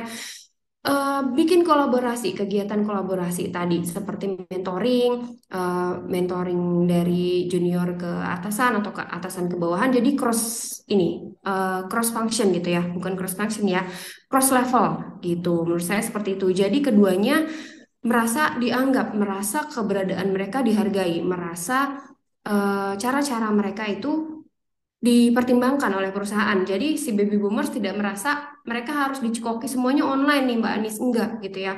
Terus Gen Z pun tidak merasa harus dipaksa, semuanya harus stretch nih ngikutin baby boomers gitu. Jadi dikolaborasikan. Yang penting kita tahu dulu stylenya mereka seperti apa. Bila perlu kita mungkin bisa mengadakan asesmen gitu ya dengan gaya kerja yang mereka kehendaki itu seperti apa gayanya. Nah, dari situ data-data itu kita bisa susun untuk membuat sebuah silabus materi training ataupun membuat sebuah event kolaborasi ataupun event kegiatan di perusahaan kita gitu, Pak. Itu Mbak Lala dari saya. Baik, terima kasih jawabannya Mbak Anis. Cukup jelas dan juga bisa diterapkan juga ya Mbak bagi Great People semua untuk mengatasi permasalahan yang sama. Nah, Iya, untuk sesi Q&A ini kita akan buka 3 pertanyaan ya Mbak, berarti sisa oke. 2 pertanyaan lagi.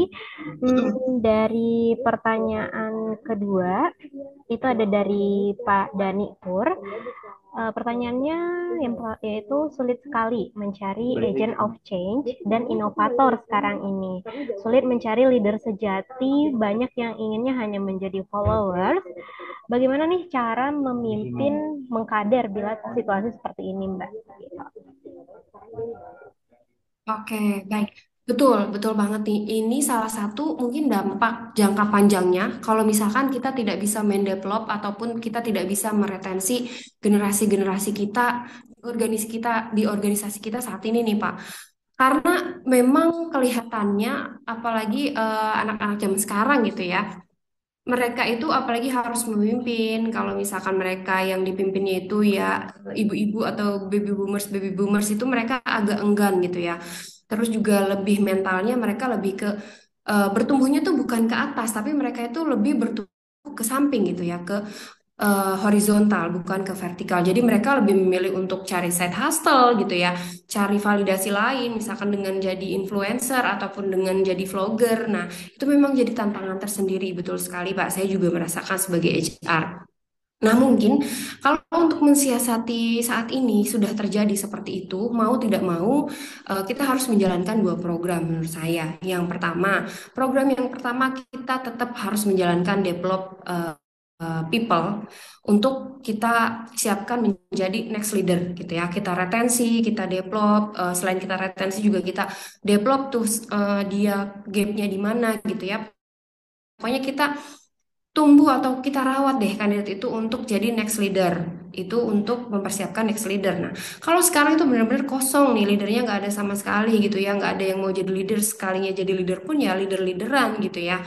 Nah, mau tidak mau yang pertama memang kita harus mencari dari luar gitu ya. Asesmennya sangat panjang untuk fit in budaya dia dengan perusahaan kita juga sangat panjang, tapi itu memang mau tidak mau kita harus mencari leader baru. Caranya seperti apa? Mungkin yang saya alami, pengalaman saya gitu ya.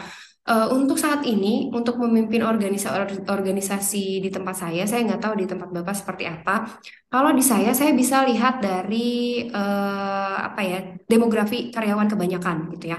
Karyawan saya kebetulan masih banyak Gen X, jadi kalau misalkan saya ambil pemimpin dari Gen X juga atau baby boomer itu nggak akan jadi apa-apa. Maksudnya ya akan seperti itu terus generasinya. Kalau siasat dari saya akan mencari pemimpin-pemimpin dari generasi milenial gitu ya, yang sudah jadi pemimpin tentunya. Kalau misalkan saya vakannya saat ini adalah pemimpin. Nah, kayak gitu.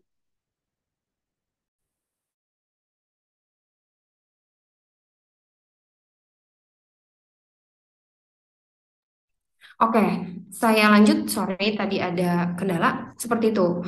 Mau tidak mau kita harus mencari sosok itu gitu. Seperti itu Pak. Untuk yang possible banget sih menurut saya kita tetap harus melakukan dua hal itu, develop next leader dan juga cari leader.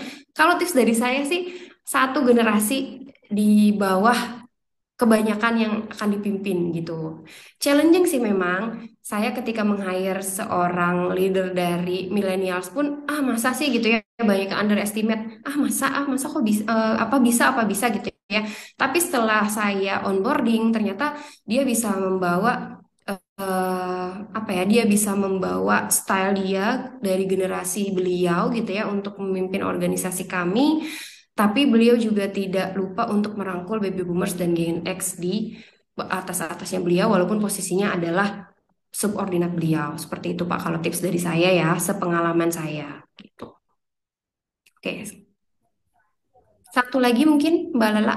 Ya, baik. Untuk pertanyaan terakhir nih, Mbak. Mungkin kita bisa fokus ke topik yang belakangan ini cukup hangat ya, Mbak. Dan Mbak Anies sendiri juga udah tadi mention kalau terkait kriteria Gen Z itu dinilai sebagai kutu loncat nih, Mbak. Nah, ada pertanyaan dari Firlian Syah Huzindo. Kak, untuk Mm-mm. Gen Z, bagaimana jalur karir yang harus kita bangun untuk mereka ya? Apakah jalur karir konvensional tetap menarik bagi mereka? Oke, baik. Sepertinya kalau jalur karir konvensional tidak bisa dibilang tidak menarik juga ya, tapi mungkin sudah tidak relevan gitu ya dengan mereka ini. Karena tadi saya sudah sempat mention ya bahwa mereka ini terpapar informasi dengan sangat mudah, terus mereka juga sudah dikenalkan dengan self assessment gitu ya. Mereka bisa mengenali kompetensi ataupun kemampuan diri mereka itu seperti apa. Oh, kayaknya saya akan lebih Word kalau saya bekerja di sana. Nah, informasi untuk perpindahan kerjanya juga sangat mudah sekali gitu mereka akses. Nah, itu jadi struggle kita sebagai HR. Selain memang kita bisa mendevelop mereka untuk jenjang karirnya, untuk retensinya aja kadang kita susah gitu ya. Kadang kita susah sekali untuk meretensi mereka untuk tetap ayo stay di sini, nanti kamu akan ditawari jenjang karir ini. Saya pernah melakukan itu, menghijack karyawan Gen Z ya, dari perusahaan yang benefit, dari multinasional perusahaan. Dia tertarik sih ke kami gitu ya.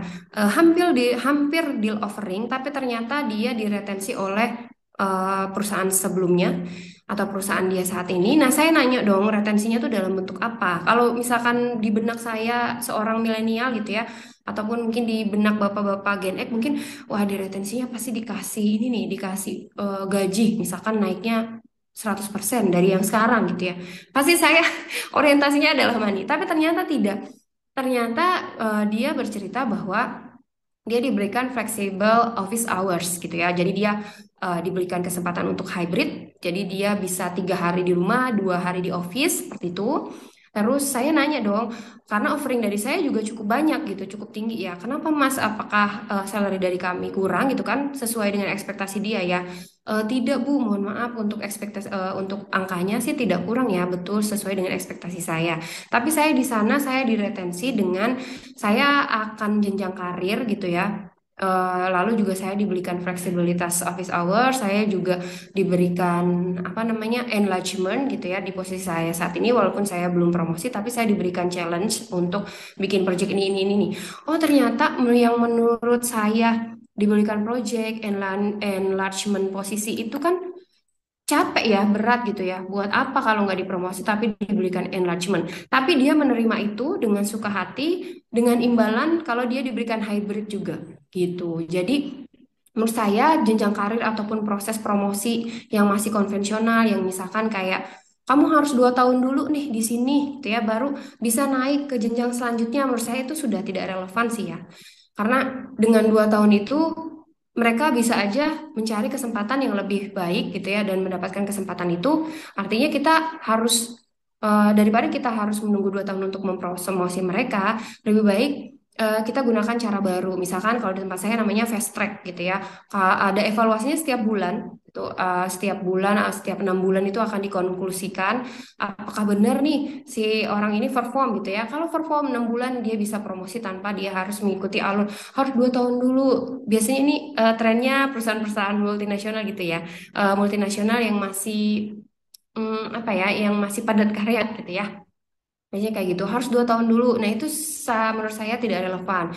Bahkan sekarang untuk merekrut MT itu ya, manajemen trainee itu mereka bahkan harus sampai ini apa namanya ikatan dinas ya 3 tahun ada dendanya dan lain-lain bahkan yang sudah didenda kayak gitu pun masih banyak Pak masih banyak Bu yang resign yang bersedia memang bayar 50 juta 30 juta untuk bayar penalti demi mereka ya udah mereka masuk ke BUMN kok gitu seperti itu jadi bayangannya untuk Gen Z saat ini gitu ya jadi mereka banyak mendapatkan kesempatan, akses ke kesempatan itu sangat luas sekali, apalagi kalau mereka kritis dengan diri mereka, dengan skill mereka, mereka akan cepat sekali move. Kalau misalkan kita tidak bisa retensi. Jadi, kembali lagi, kalau prosesnya itu promosi yang masih menggunakan konvensional metode, menurut saya sudah tidak relevan, walaupun masih bisa dijalankan, tapi bisa dimodifikasi dengan kayak tadi, mungkin fast track gitu ya, evaluasi per bulan. Jadi, si Gen Z ini punya apa ya punya push gitu ya per bulan nih dia harus bagus nih per bulan nih dia harus bagus kalau dia per bulannya bagus 6 bulan dia langsung promosi wah itu berarti prestasi banget untuk dia Gen Z itu seperti itu kalau pengalaman saya gitu ya yang handle MT juga saya pun pernah bertanya kepada salah satu MT yang resign dan dia harus bayar 50 juta untuk penaltinya kenapa rela bayar 50 juta saya mendapatkan kesempatan lain di sebut aja misalkan di PLN gitu. Oh iya, oke baik. Berarti akses mereka untuk ke sana tuh sangat mudah, Bapak dan Ibu. Jadi tinggal siasatnya kita, gimana nih retensi-retensi gitu ya. Nah, kalau sudah meretensi, kita tinggal mikirin development jenjang karirnya mereka itu seperti apa. Gitu, Mbak Lala.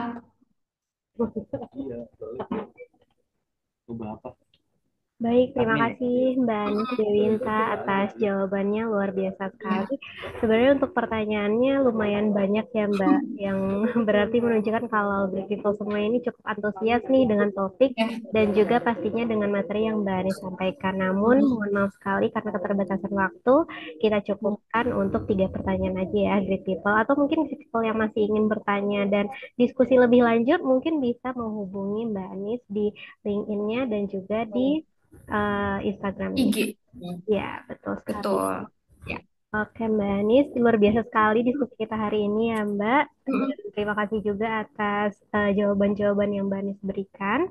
Mungkin untuk sesi selanjutnya aku bakalan Ya. ada penyampaian pemenang door prize ya, Mbak. Namun Oke. sebelum penyampaian pemenang door prize, kita bisa lanjutkan ini dulu demo terkait di DHR yang tadi sempat tertunda. Baik, Oke. oke. Saya izin off cam dan on mute ya. Oke, baik Mbak Anis. Baik, untuk selanjutnya demo Grid DHR bisa dilanjutkan kembali oleh Mbak Mumu. Kepada Mbak Mumu dipersilahkan. Oke. Great People tadi mohon maaf karena tadi ada masalah jaringan. Saya akan lanjutkan ke demo sistem terkait solusi yang akan kami berikan untuk semua kalangan ya tentunya. Mohon ditunggu sebentar. Oke. Mungkin saya di sini menginformasikan untuk fitur yang akan kami tawarkan untuk pengolahan data karyawan. Jadi untuk tampilan yang ada saat ini melalui website dikhususkan untuk para admin, dimudahkan admin untuk bisa mengeluarkan dashboard analitik khusus untuk HR, finance terkait pengolahan data karyawan. Kami menyiapkan data-data actual terkait employee informasi untuk headcount-nya, yang mana kami akan mengeluarkan grafik-grafik di sini terinci. Jadi bisa diketahui total employee berdasarkan jenis kelamin dan juga number ground, serta dimudahkan untuk menginformasikan atau kami membantu mereminder karyawan-karyawan terkait yang kontraknya mau habis. Untuk tampilan di sini terlihat ya, Mbak Lala. Terlihat, Mbak. Oke. Jadi di sini ada reminder untuk karyawan yang sebentar lagi mau habis kontraknya, mau pensiun, informasi yang berulang tahun dan anniversary. Jadi dari sistem ini para admin tidak perlu yang namanya tarik reporting karena kami sudah siapkan untuk dashboardnya. Dan kemudian untuk mengetahui attendance karyawan yang memiliki isu, kami juga siapkan grafiknya di sini. Nah, istilah-istilah isu yang terjadi ini adalah default dari Grid HR dan tentunya akan kami jabarkan atau kami informasikan detail khusus untuk admin. Sudah kami sediakan di fitur time attendance, kemudian ada di attendance, di dalamnya ada master data setting, di situ kami jabarkan terinci. Jadi dapat diketahui kepanjangan dari istilah-istilah ini. Contoh yang akan tampil di sini yang terlambat, yang datangnya, yang lupa absen pulang, yang masih unproduktif untuk absensi. Nah, informasi ini kami detailkan per today. Jadi kalau per today nanti ada informasi nama siapa saja yang alpha, yang datangnya terlambat, yang datangnya lebih cepat atau yang cuti hari ini. Dan di sini kami juga mengeluarkan atau menginformasikan secara grafik per employee-nya. Jadi employee di sini untuk karyawan yang memiliki attendance issue kami siapkan di sini. Jadi grafik-grafik ini data actual dan sudah terinci. Selain itu untuk tim finance kami juga dapat mengeluarkan dashboard analitik yang menginformasikan selama 1 tahun informasi take home pay, kemudian untuk BPJS yang dibayarkan dari employee dan dari company kami siapkan juga di sini untuk grafik-grafiknya. Jadi kalau untuk dashboard analitik kami sudah siapkan dari pihak admin cukup cek aja klik di websitenya seperti itu. Nah, untuk pengolahan data mulai dari pengolahan data company yang dimudahkan teman-teman karyawan bisa melihat struktur organisasi, kemudian ada company profile-nya, dan kemudian di sini kami siapkan fitur-fitur yang dapat menyampaikan informasi secara konfidensial yang mana dapat dipilih untuk subfitur policy. Jadi untuk informasinya bisa ditujukan oleh karyawan untuk karyawan tertentu saja. Jadi bisa kami bantu filter karyawan mana saja yang berhak mendapatkan informasi tersebut. Nah, kalau untuk announcement ini sifatnya general. Jadi, apabila ada informasi yang dipublish, teman-teman pastinya akan menerima pop-up notif di mobile mereka. Jadi, untuk informasi tersebut juga dapat diketahui apakah sudah dibaca atau belum dari sisi admin. Begitu. Nah, sesuai yang saya sampaikan di awal, untuk sistem ini sudah ISS, Employee Self Service, teman-teman karyawan juga dapat dimudahkan untuk mengupdate data mereka secara mandiri. Tapi di sini sifatnya adalah request. Sehingga dari pihak HR atau selaku admin dapat mengetahui jika ada perubahan-perubahan. Jadi di situ ada layer approval. Nah, untuk database tentunya kami siapkan secara default, dan apabila database default di sini terkait employee info masih belum cukup, kami sudah siapkan juga additional field-nya untuk setiap klien bisa disesuaikan penambahan informasi apa. Ini sebanyak 10 field custom yang tentunya di sini free, tidak ada tambahan biaya apabila ingin mendapatkan employee infonya seperti itu. Nah, kemudian untuk pengelolaan karir karyawan juga sangat dipermudah. Teman-teman juga bisa dapat melihat historical karir mereka. Nah, untuk penambahan informasi employee-nya ya, itu bisa one by one atau kita juga permudah by upload di sini.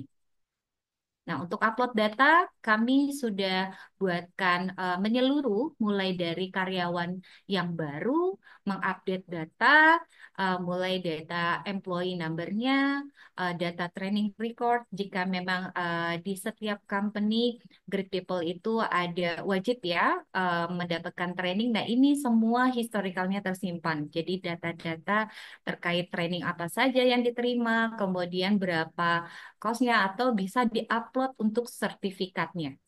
Nah, informasi administratif tersebut tersimpan di dalam database Grid HR. Nah, ini bisa by upload, tentunya uploadnya itu keluaran filenya adalah Excel. Seperti itu. Dan dimudahkan juga teman-teman karyawan di sini, atau khususnya untuk admin, mengelola karir karyawan mulai dari karir transfer seperti demosi, promosi, ya, mutasi, seperti itu. Nah, di badan yang sebelah kanan ini adalah data update yang terbaru, dan juga apabila kita langsung tunjuk supervisor dan manajernya, dan kami bantu di sini langsung di submit ya, nanti di sini otomatis data yang tersubmit generate langsung ke struktur organisasi. Jadi tidak perlu melakukan perubahan berkali-kali. Jadi semua tentunya akan generate seperti itu.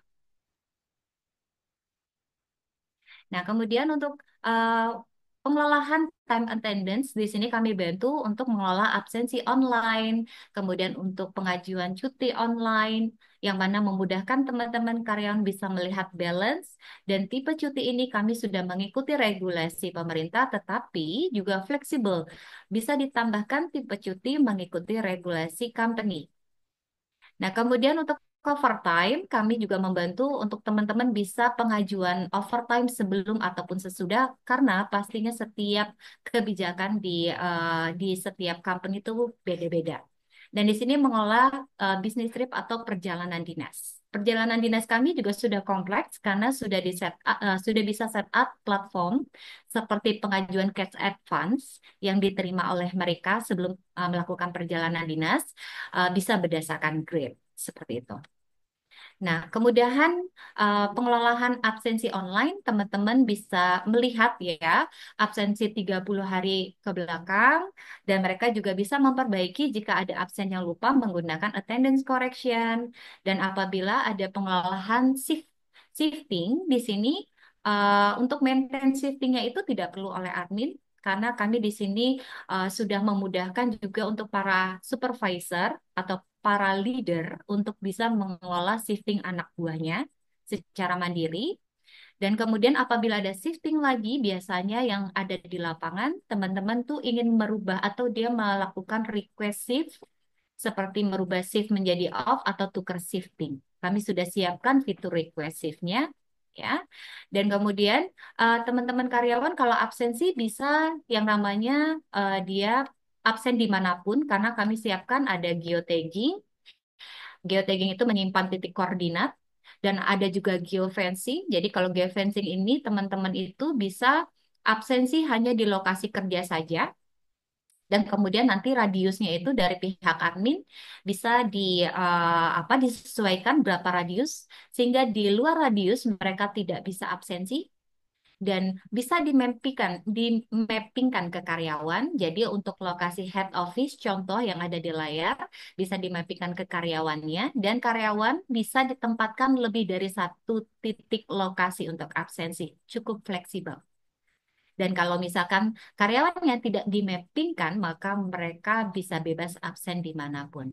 Dan di Grid HR masih dapat mengelola WFH dan WFO jika ada kebijakan di company. Sehingga kalau misalkan WFH, mereka bisa bebas absen di mana saja. Nah, kalau WFO untuk absensi yang dibatasi, lokasi attendance-nya itu juga langsung aktif, seperti itu.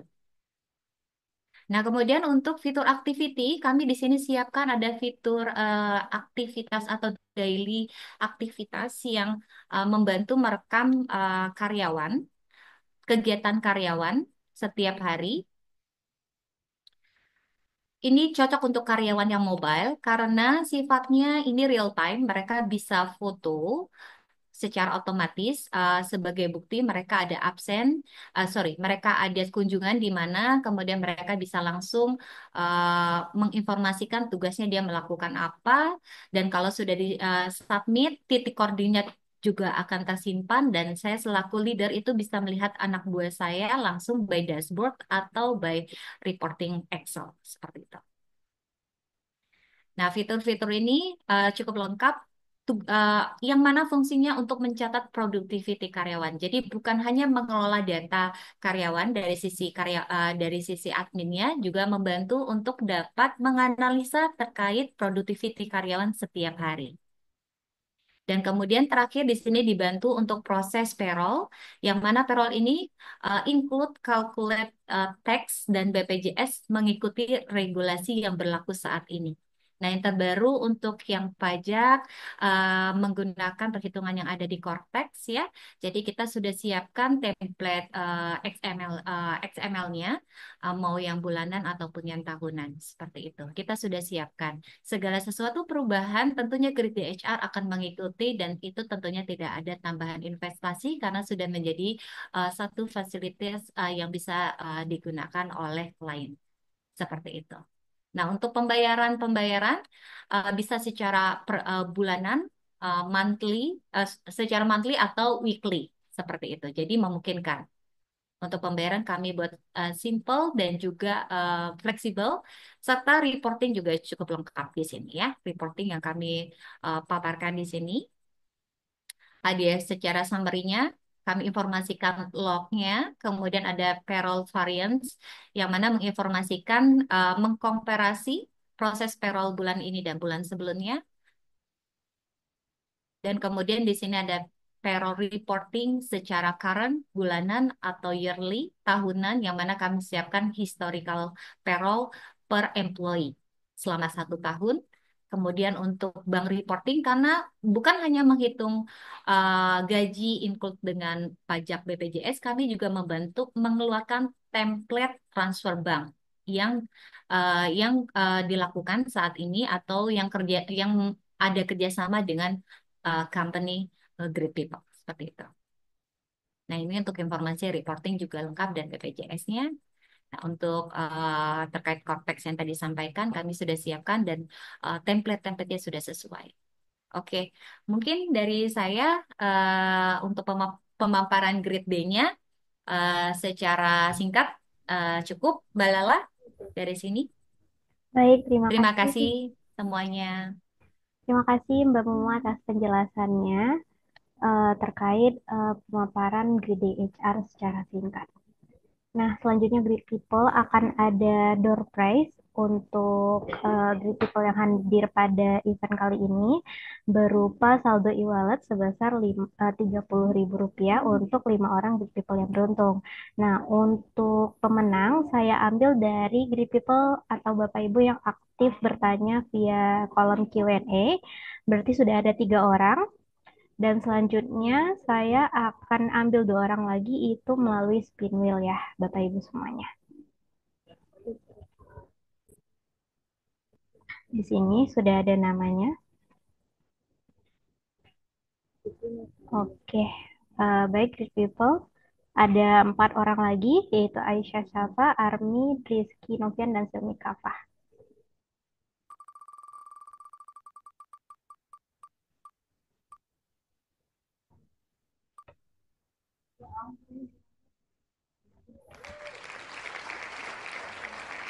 Satu orang lagi good people.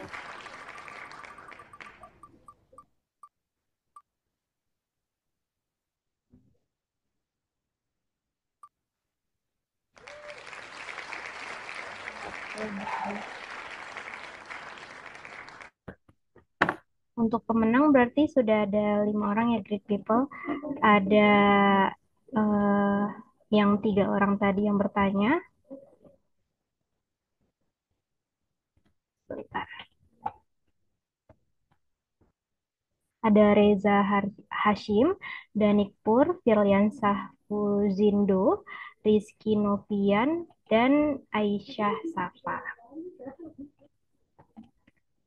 Nah, untuk great people yang menjadi pemenang itu bisa menghubungi saya di nomor 081 261 791 311 untuk klaim e-wallet dan mengirimkan nomor e-walletnya.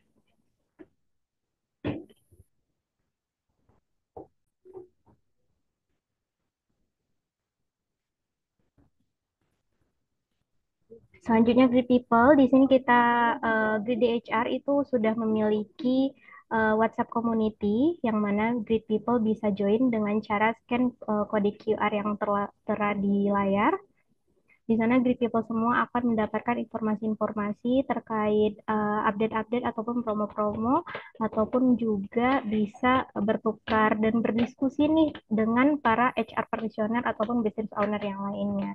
Jadi Grid People semua, Bapak Ibu semua bisa bergabung ke WhatsApp community kita dengan cara scan QR code yang ada di layar. Selanjutnya, Great People yang ikut acara webinar pada kali ini akan diberikan e-sertifikat. Namun untuk e-sertifikat ini, Great People harus mengisi survei terlebih dahulu dengan cara scan QR code yang tertera di layar ini. Dan perlu diperhatikan ya Bapak Ibu Great People semuanya, untuk e-sertifikat hanya akan dikirimkan kepada Great People yang mengisi survei ini. Jadi jangan lupa untuk diisi surveinya terlebih dahulu, baru nanti sertifikat akan dikirimkan, e-sertifikat akan dikirimkan dalam 3 hari kerja.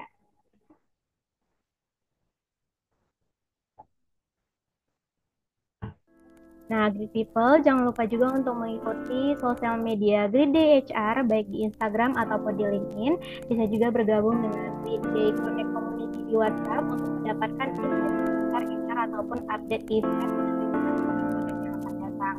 Nah, dengan demikian berakhir sudah acara webinar di Grid Computer.